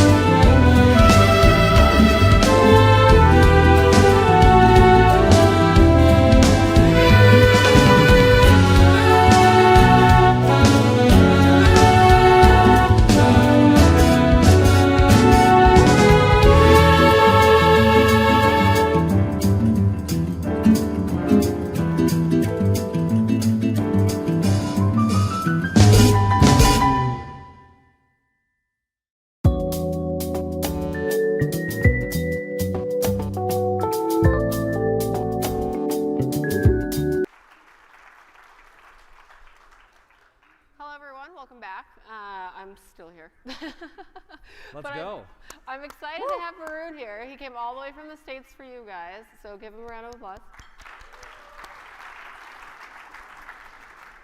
Just by show of hands, who's seen like a clay billboard, clay anything? Okay, you got some fans already. Let's go. Well, that just means they've seen it. That doesn't mean they're a fan. They liked it. Fair enough. All right, so we're excited. We have Varun here today. We're going to take some questions. So if you want to send me your questions on the live stream, we'll do some spicy questions at the end. Yeah.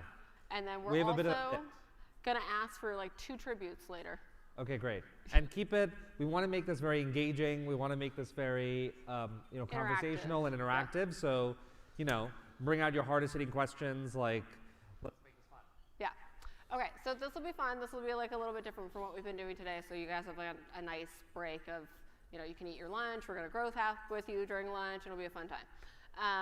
Okay, so that's the kickoff. So for those who maybe don't know Clay yet or haven't seen the billboards, you guys have, a bit of a reputation for like going viral, doing all these like crazy marketing things. Like, I know you guys have sent people like clay figures of themselves. You sent like CROs like their fat heads or something. And then you made like I think like a black and white kung fu movie. Like, you've done a bunch of crazy things. Like, is this just you telling the team? Like, where does and your shoes are even like his shoes. The shoes are great. His shoes are brand. Yeah. Like everything is brand. So like, where does all that come from? Well, maybe I'll just explain Clay for just a minute. People have some baseline and understanding if you aren't familiar. Basically, we are trying to help everyone in this audience grow their business. At the end of the day, everyone here has a TAM, and everyone has an existing set of customers, and you're just trying to find the delta. And the only ways you can do that are by converting your inbound, by getting outbound, or taking your existing customers and expanding them. And we help you do that by giving you all the data providers in the world, giving you LLMs to improve that data and find new data points that no one would ever have, like is a company SOC 2 compliant, or is it B2B or something way more interesting. And then we let you use those as primitives to run growth campaigns, and the most creative growth campaigns. And we can talk about some of those. And those could be like personalized ads or outbound campaigns or direct mail. And Clay becomes the vehicle by which you run your most creative growth ideas. So coming back to marketing, yeah, I will say brand is very core to our company. We bought Clay.com before we even had any revenue. We have like a full-time claymation artist. But there in-house. wasn't like an art house didn't have like Clay.com, or did you have to like bribe somebody for it? No, we had to buy it. Yeah. How much? A high number that is now appreciated quite a bit. Wow. Okay. Yeah. Before any revenue, we have a full-time claymation artist in-house. Actually, we contracted with him originally. And this is, again, we almost had no revenue. Oh, you have a clay artist in-house. Yes. Okay. But originally he was a contractor. Okay. And we had almost no revenue. And he had a very innovative business model. Okay. So he would like make these blobs, and they're beautiful blobs. Yeah, I've heard about this. Yeah. Gorgeous blobs. But he would have like, he would say, okay, you can get the blob, but it's like $3,000 and you can rent it for a year. And then you'll have to renew it again next year. So it was like SaaS business model for like claymation blobs. But I was obsessed with the blobs, and we all were, so we like paid for the blobs. We had a brand of like 15 people.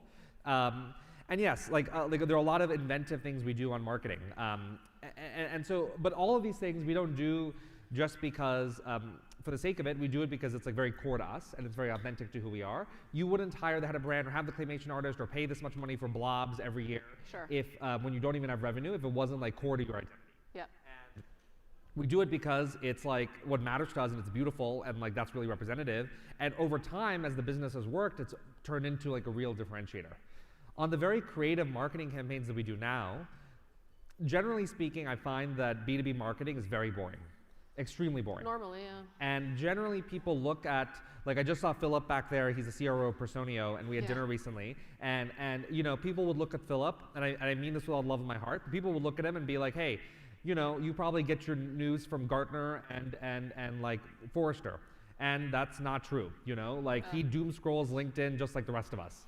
And so, how do you communicate with Philip or Amelia or any of these people in a way that feels authentic and fresh and interesting, and keep that you know, and do that with some pace. And so we're trying a lot of different things. More recently, we're doing more like my CFO and I are doing these videos where we analyze the ROI of marketing.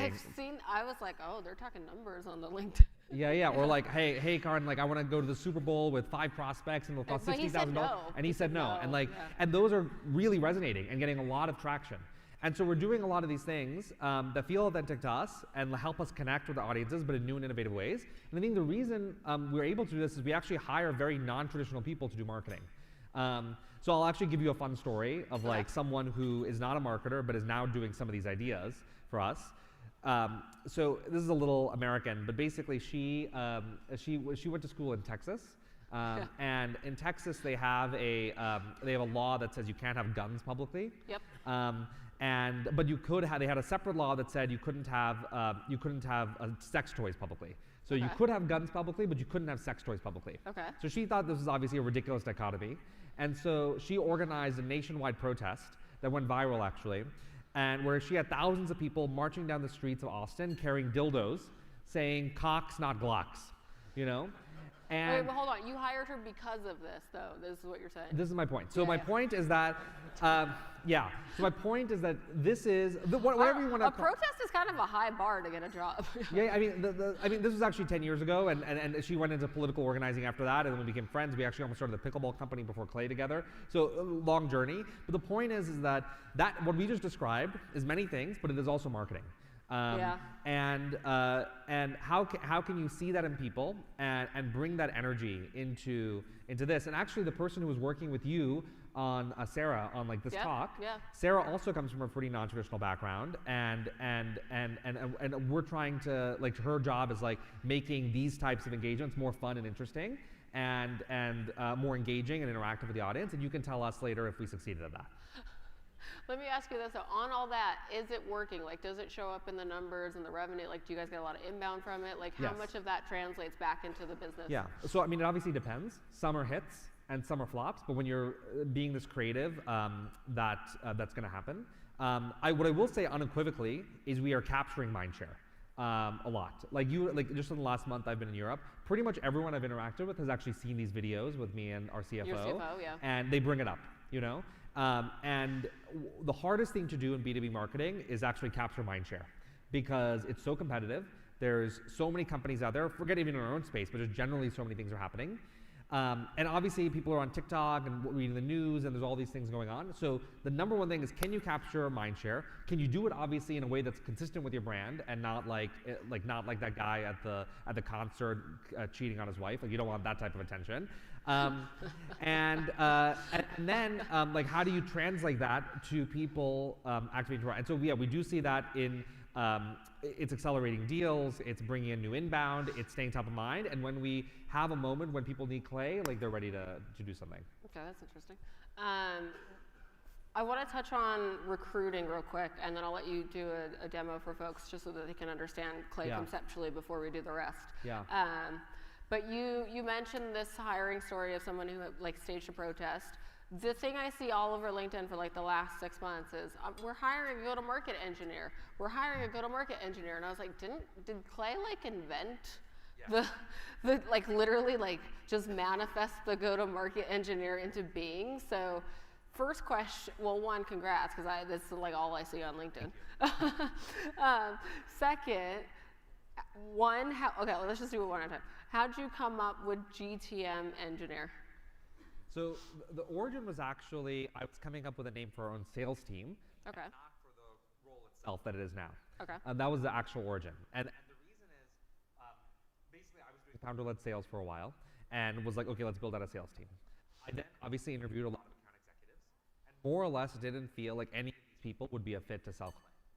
To be honest, at the time, no one really understood Clay. In fact, Amelia backstage was like, I was like, why aren't you guys using Clay yet? It's a mess of products. Obviously, this could help. And she's like, it's too complicated, which is a narrative that we're working on. But but certainly it was too complicated 2-3 years ago when we were selling the sales team, and they couldn't understand the product, despite it being a go-to-market product.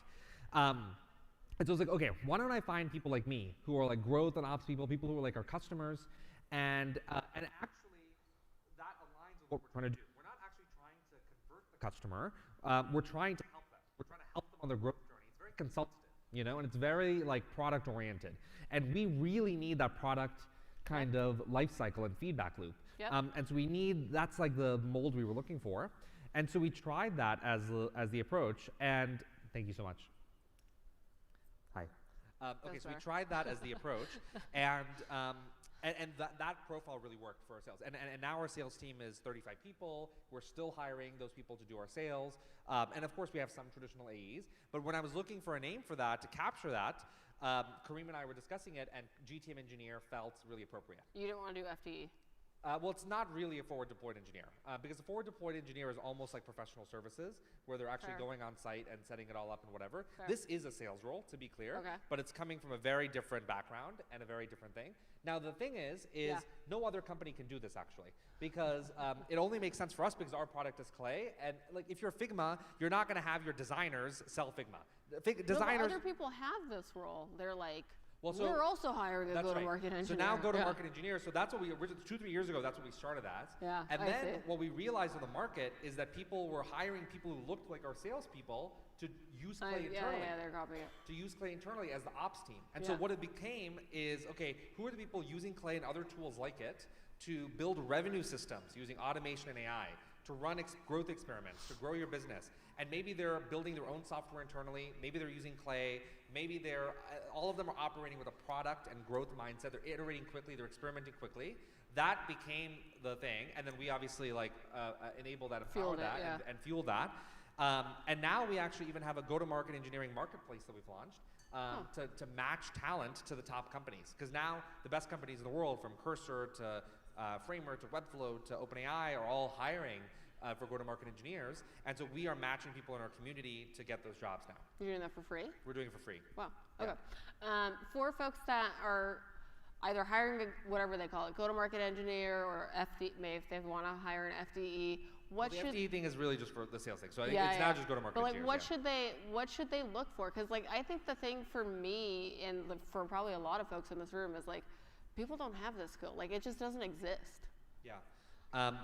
So the way I think about it, and maybe even before answering the explicit question, I think what we've just generally seen is the way the org chart in sales used to look like, and still looks like in most companies, is you have SDRs who are prospecting, AEs who are closing deals, RevOps who are maintaining systems. The issue with this is it operates a lot like an assembly line, and assembly lines aren't really good for sharing learnings and scaling ideas. And so the new org chart that we see in all these cutting edge teams is you have like go-to-market engineers, like a few of them, who are building product, basically, using Clay or building their own or coding themselves, sometimes with a data scientist even, to take some of the best ideas that these sales team people are doing and scaling them. And running experiments to seeing what works and what doesn't work. Okay, so wait, they're taking the best people in the orgs right now and putting them into these roles, is what you've seen? No. I'm saying they're taking the ideas. So let me give you an example. Yeah, okay. So Canva, for example. So an SDR might have an idea, but then they'll get promoted, and they won't really tell other people because it's not necessarily their financial interest. No, they want to hit their quota. Yeah, they want to hit their quota. So let me give you an example. So Canva, one of their products helps you keep your brand consistent across different social channels.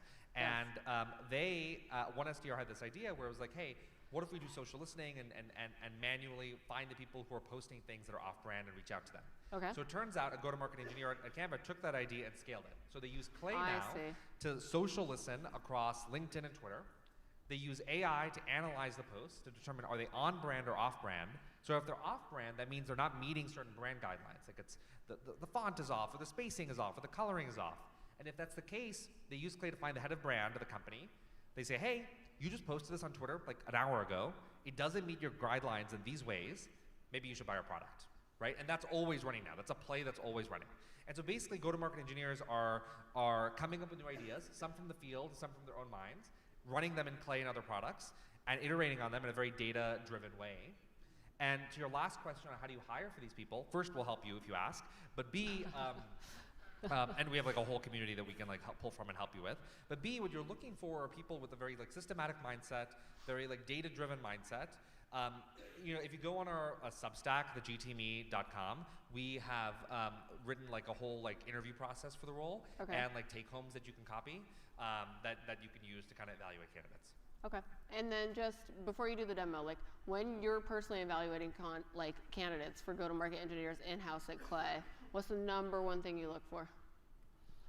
I'm looking for creativity is the number one thing. Okay. And that can usually be demonstrated like in the take home. Okay. What does this take? Like, what's it like? You give them homework? Like. Well, we actually have take-homes for every role at Clay. Okay. But the take-homes could be like very different. They could be a lot of different things. It could be like, hey, like, here are 3 companies. Come up with 3 creative outbound campaigns for them and build it in Clay, and let's like evaluate that. And right? do you comp candidates to do that, or you just expect them to do that if they want to get the role? The take-home? Yeah, the take-home. It depends. Generally speaking, take-homes at Clay are not compensated. It's just a part of the part of the interview process.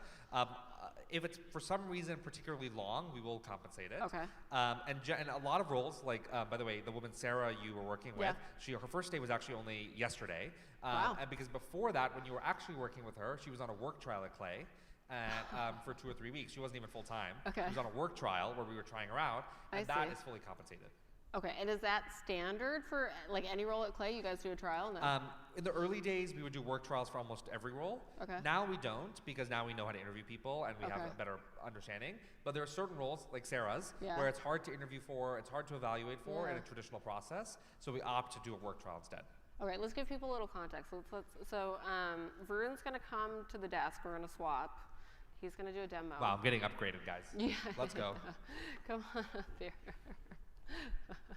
Okay, so we're gonna just do a quick demo to kind of get people an understanding of Clay and get a sense, but it's gonna be interactive. So what I want is a couple volunteers to basically give me their LinkedIn URL. So Okay, we got one person. Do you know your LinkedIn URL? It's just hold on, Garrett will hand you the mic and you can say it to Varun. It's just gonna be linkedin.com/in and then there's a handle.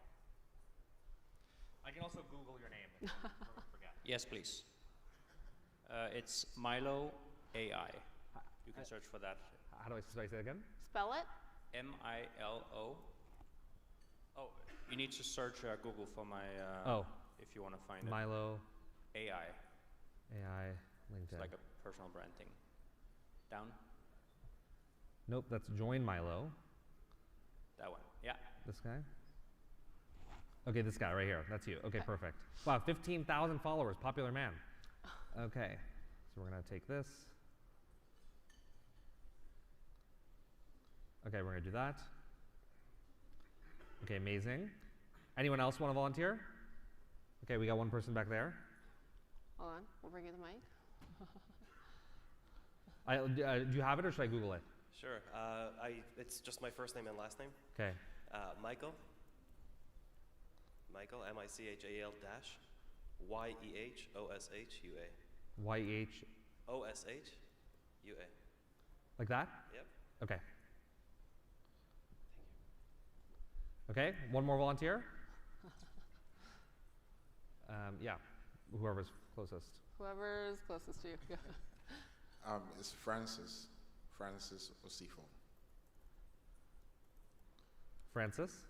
O-S-I-F-O. O-S-I? F-O. F-O. Yes. Like that? Okay.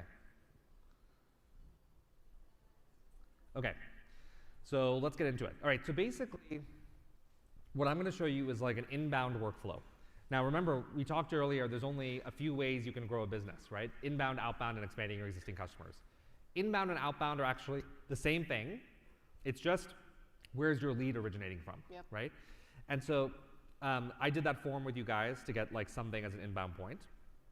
And we're going to walk through a workflow that covers 70% of Clay's functionality.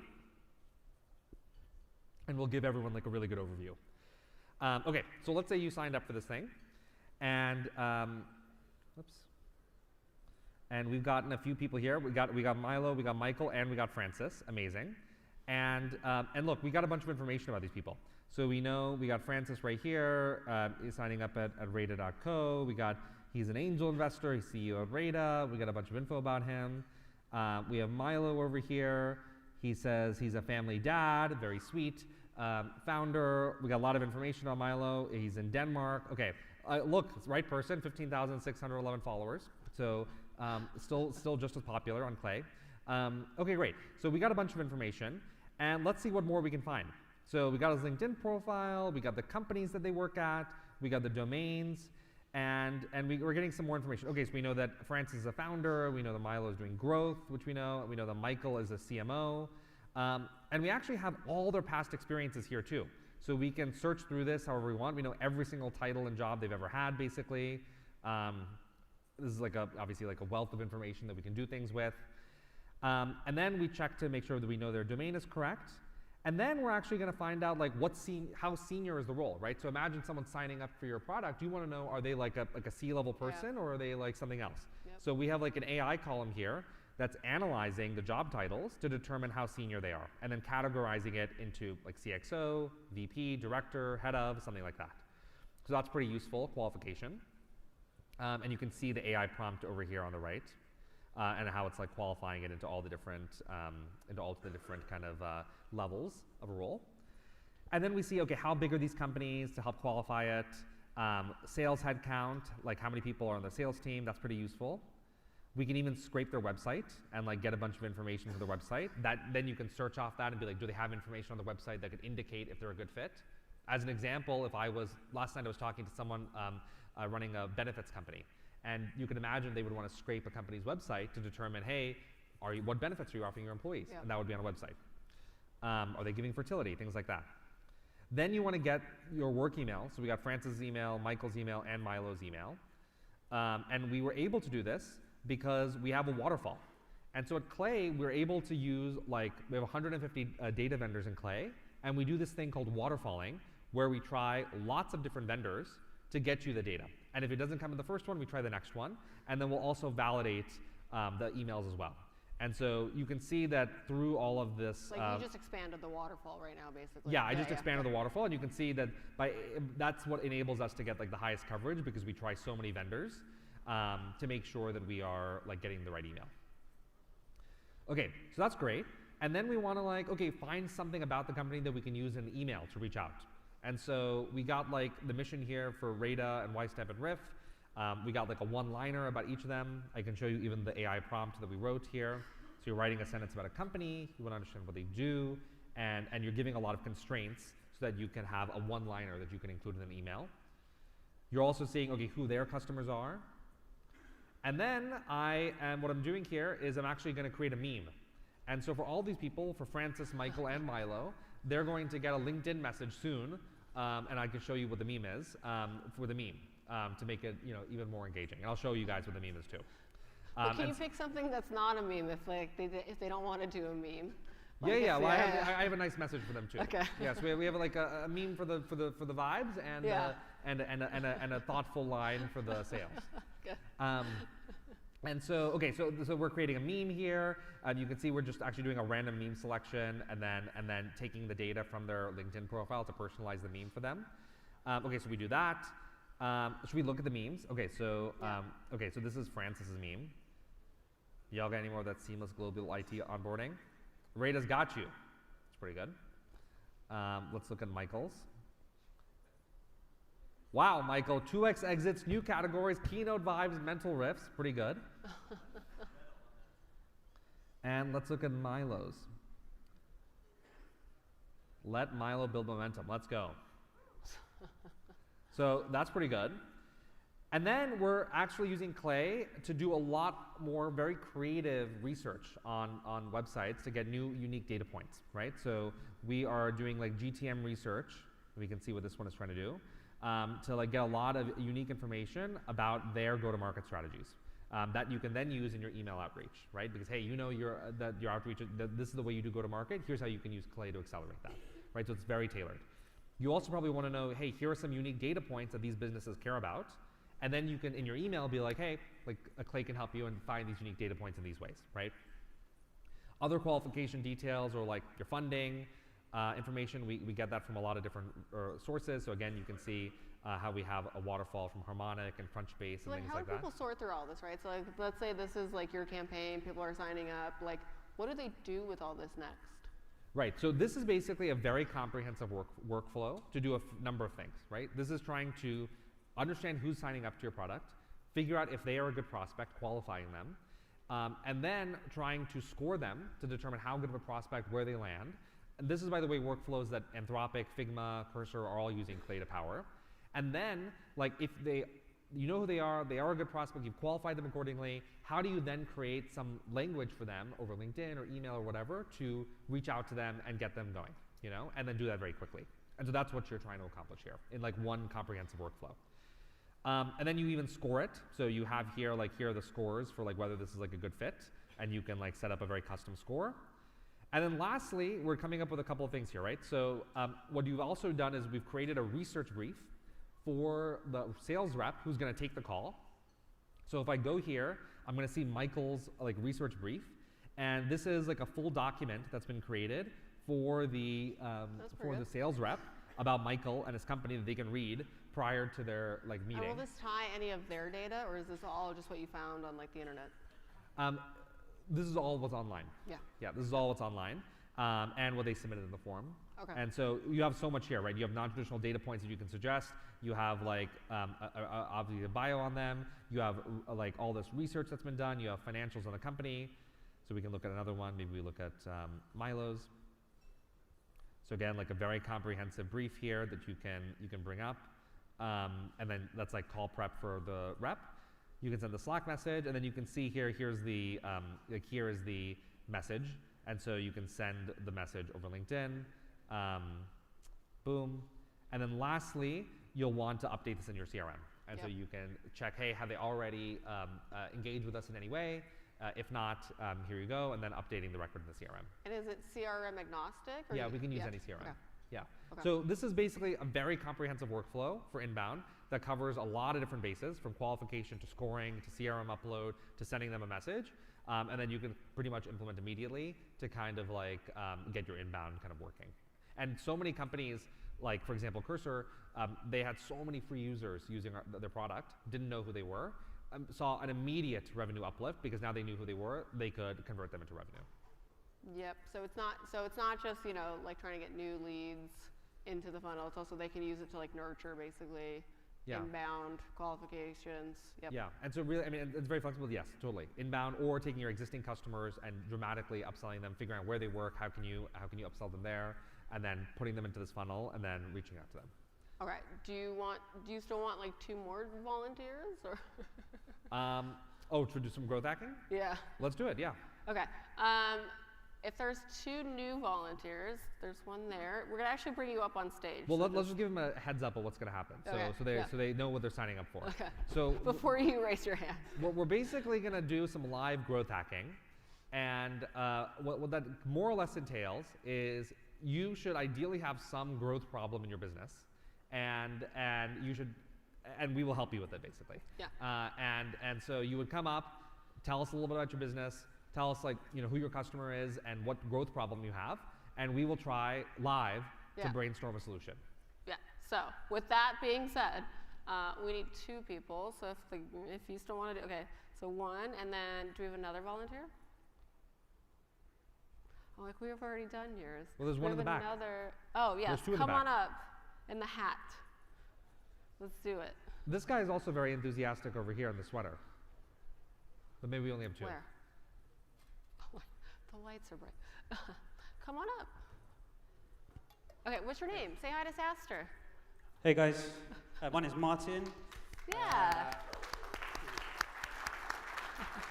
I'm like a senior marketing operations manager at a health and wellbeing platform. So we sell globally, and I work quite closely with SDR teams. Sorry, say that one more time about the company. Say again. Just tell me the company again one more time. The campaign? No, just repeat the company. I just missed what you were saying. My name's Martin. I'm from a company called Personify Health. Okay, great. And I work in marketing ops, but working really closely with SDRs, trying to roll out agents, trying to look at how we can boost revenue through kind of SDR outreach. Okay.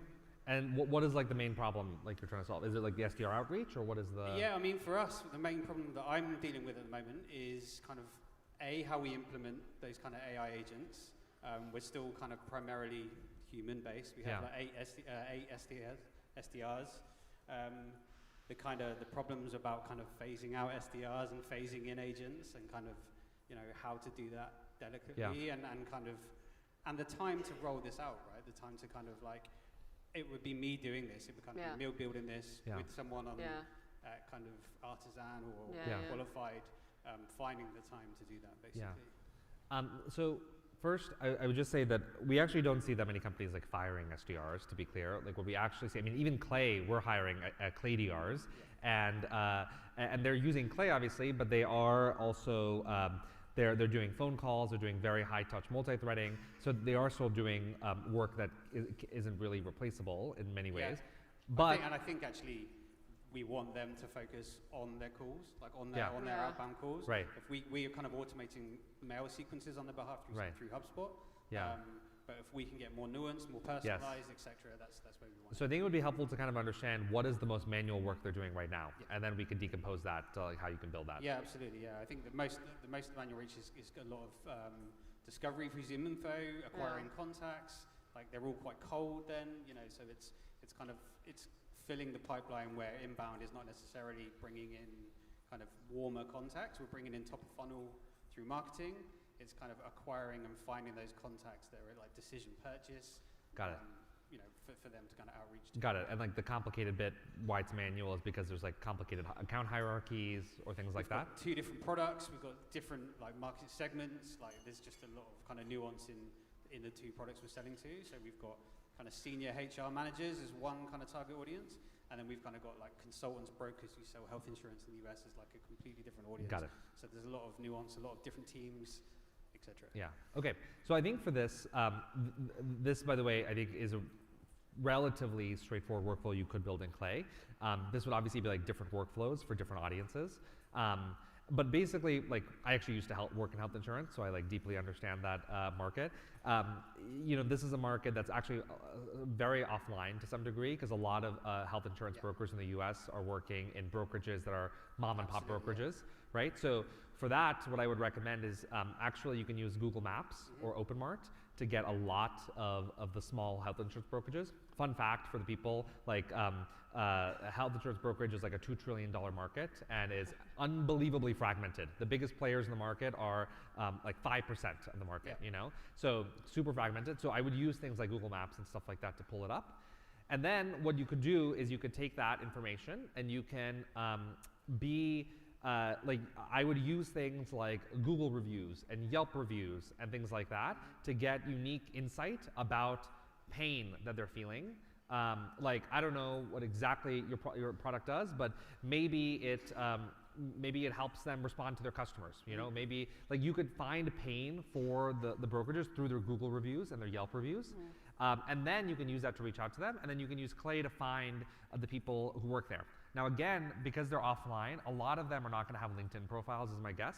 But a lot of these health brokerages will actually have like an About Us page on their website with their team. You can use Clay to scrape the website and use AI to analyze it to tell you who all the people are, and then use Clay to find the work emails. So that would be like a workflow that you would set up here. And if you don't have the bandwidth internally, which it sounds like you don't, you could hire like an agency, and we can recommend some that could help you do this. Yeah, that sounds great, thank you. Our other market is kind of like well-being, so we have like a well-being platform, and then in the US it's like TPA, or like third-party administration, so we're selling those 2 products. So the well-being side and the HR leaders is kind of the easy bit. Like we're selling to employers. Right, that's more straightforward, Absolutely, I think one question, if that's okay. I did something similar to this earlier in the year with Copy AI, so building out kind of workflows, nowhere as in-depth as this. One of the big issues we had is just kind of getting the LinkedIn profile URLs in the first place. Like we were pushing in tables of URLs. If we got a wrong URL, doesn't work. And we were even trying to kind of like say, how confident are you that this URL is the correct person? Is it the right job title? Like we were getting 60% correct, 40% with it, and then obviously we're going through this whole process for the complete wrong person. So I'd say a couple things. First, we unequivocally, I think, have the highest data quality in the market, and we've proven that through a lot of our data tests. And so for like OpenAI or Anthropic, we took their data quality on this precise point that you're asking from 30-ish% to north of 90%. So just on that alone, you should get to way fewer errors. But it can also still be an issue to your business if you reach out to someone, it's not the right person, it could be a brand hit. And so we create a lot of checks and balances in a workflow using AI to determine if like, is this the right person, is it not? And then also you can even have a human in the loop if you're particularly brand conscious to make sure before anything goes out, and you can set up a workflow to do that too. Great. Thank you, Thank you very much. Everybody give Martin a round of applause. Thank you. Adam, welcome. You're our next victim. Just kidding. Great. No, looking forward to it. Nice to meet you. Nice to meet you nice to meet you. Hey, Adam. Nice to meet you. Nice to meet you. Hello, everyone. My name is Adam Abel. I recently joined Axia, AXYA, as Vice President of Sales and Marketing. The best way to convey what it is that we do, especially to an audience of go-to-market professionals, who was listening to the Momentum, just hands up, the Momentum podcast? Presentation. Before this, yeah. Before this. A few hands, great. So essentially what Axia is we sit on top of an ERP the same way that you have sales enablement tools that sit on top of a CRM. Yeah. And I think like the evolution of the CRM space and go-to-market, as you can see here, there's so much energy and excitement about that. And ERPs are probably 20 to 30 years behind. Sure. We focus on the manufacturing space in terms of helping manufacturers with their RFQs and purchase orders and the relationships between buyers and suppliers. And this is a very challenging industry to penetrate. They're not like going to functions like this necessarily, and they're not energetic. They're not out on LinkedIn, and they're like living in spreadsheets and the grind of factories and things like that. So we're very much like category definers in that way, and for that reason, like we don't have necessarily a lot of signals that we can lean on. Yeah. So we've leveraged different things such as top of funnel, demand gen, like awareness campaigns and education, so that we can try to find our ICPs. And that's where tools like this become very interesting. Yeah. Because we have a great product market fit. We integrate directly with ERPs, and we can update information bi-directional sync. Like the product is very mature in that regard.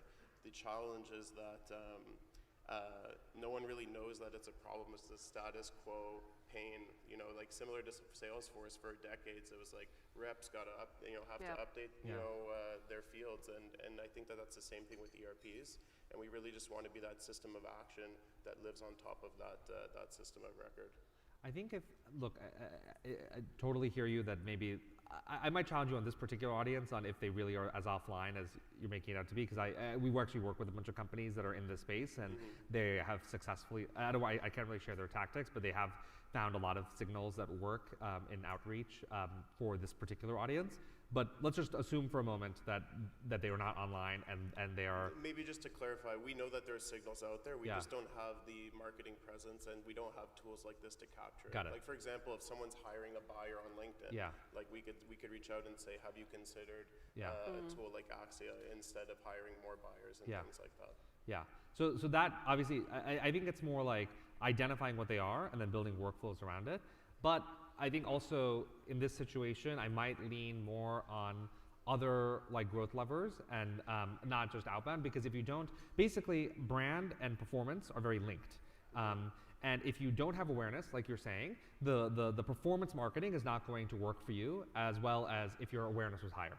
And so what I might do is like deprioritize like outbound campaigns to start and actually prioritize things like community building and events and field marketing to drive community, bring them closer, and then start with that, and then you have a higher base on which like outbound might start working. Yeah, I think so, because like the signals are there, but it's a problem that like I said, it's sort of a status quo. It's become normalized, like this deviant behavior of like there's better ways to do it, but it's just sort of like this.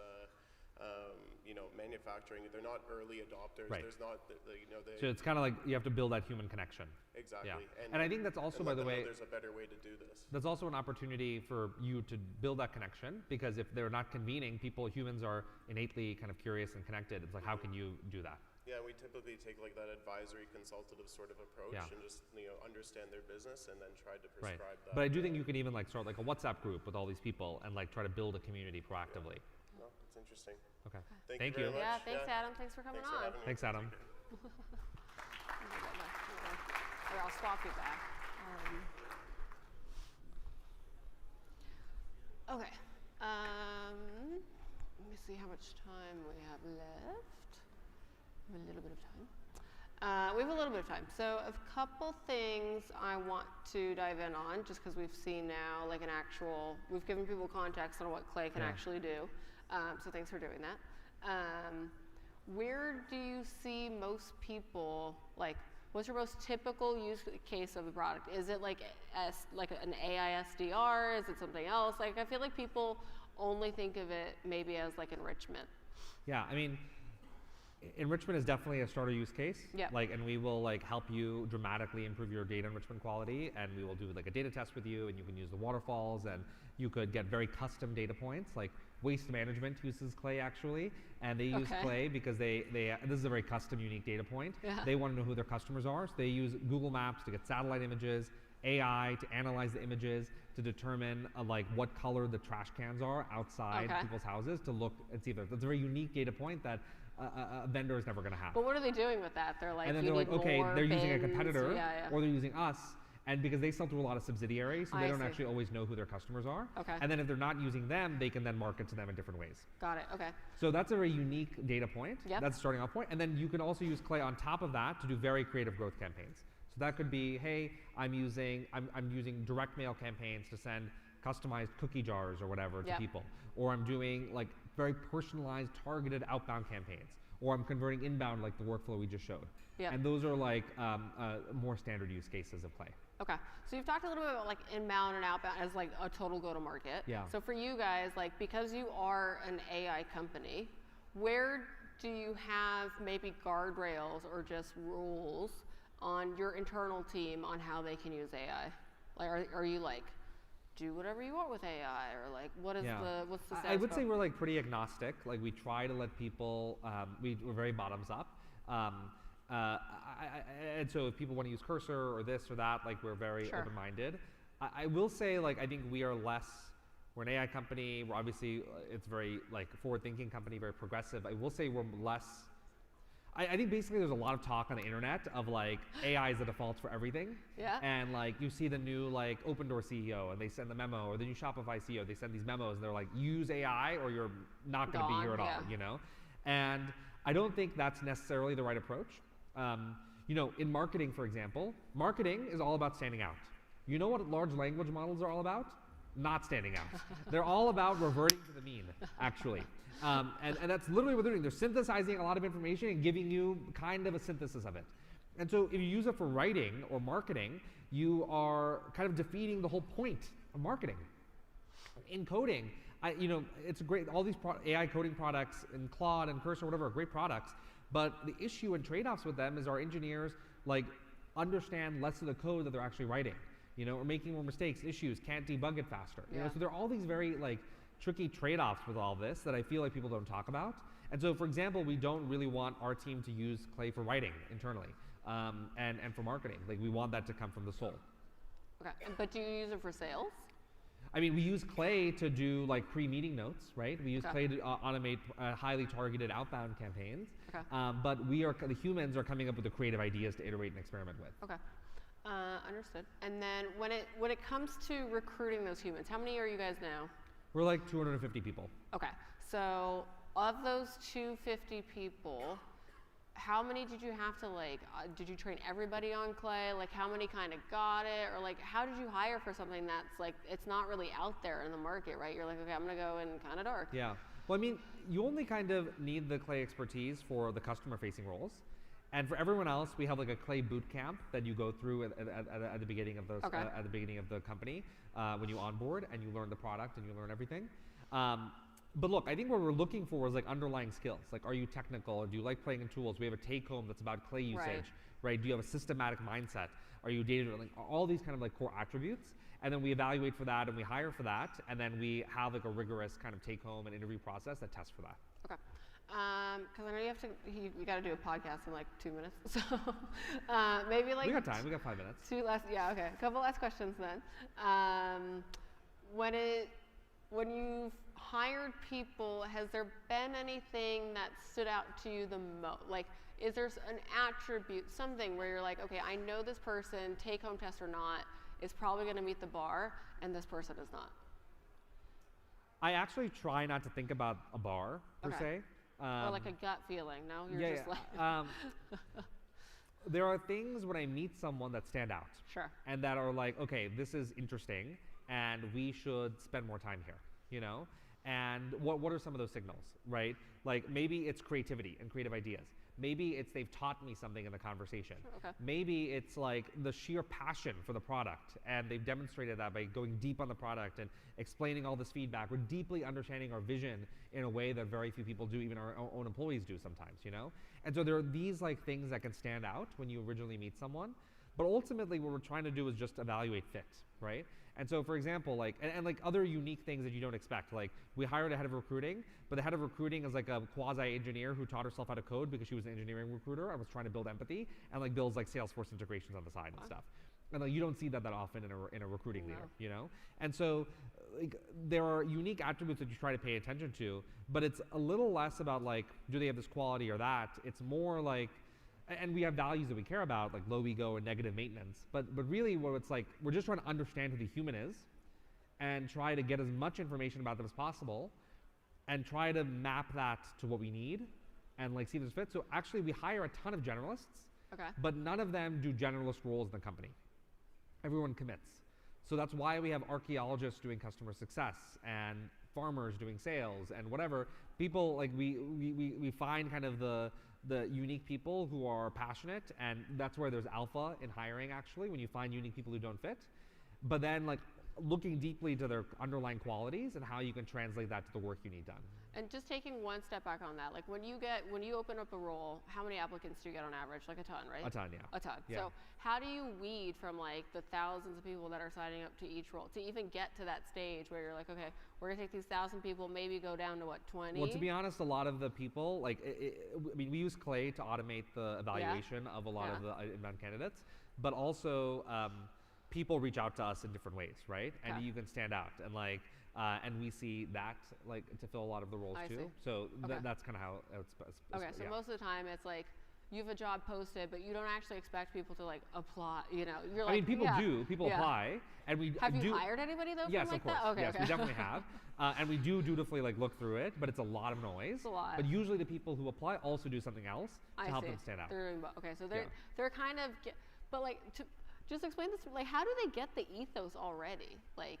You know, you post a role, half of it's maybe fluff. You get a bunch of people just auto-applying on LinkedIn or auto-applying on your Clay table. Like, how do you break through that to say, like, to inherently already put into people, like, okay, they already know if they've looked up Clay that they're going to reach out to you or try and do something to your team that's creative to get the role. Because I feel like most people don't do that these days. Like, they're so lazy. They just auto-apply everywhere. They don't, but I think those are not people who are going to be good fits at Clay because they don't demonstrate high agency. Fair. And then two, I think we put out beacons for people we want, right? We speak very loudly about the fact that we hire very non-traditional people. So non-traditional people reach out to us. Fair. When we hire these non-conventional people for sales roles, a lot of sales leaders are like, that'll stop at like 5 people. And it's now 35 people. And it may stop 5 people from now. Yeah. But when you're the only one looking for this type of role, people will find you. Yeah. Okay. Any last things you want to hit before you gotta go? No, I think we've covered a lot, and I really appreciate like everyone's engagement and the interactivity. You'll have to keep us honest on if this met the bar of like feeling special and interesting. And if they want to reach you, how can they do that? Yeah, I think message me on LinkedIn, message me on Twitter, email me. I'm just varun@clay.com. And look, we're here. We're launching into Europe, and so we're making a big push. We're opening up an office here in London. If you're interested in like a sales role or customer success role or support role here in London. Yeah, you've set the bar a little high during the session. It's good. You should let me know. Reach out to us. We wanna talk to you. Give product feedback. Use the product. Demonstrate your passion. But yeah, we're really excited about Europe. Really excited to make a big splash here and commit. And thank you so much for having me. Yeah, thanks for coming to SaaStr. All right, thanks guys.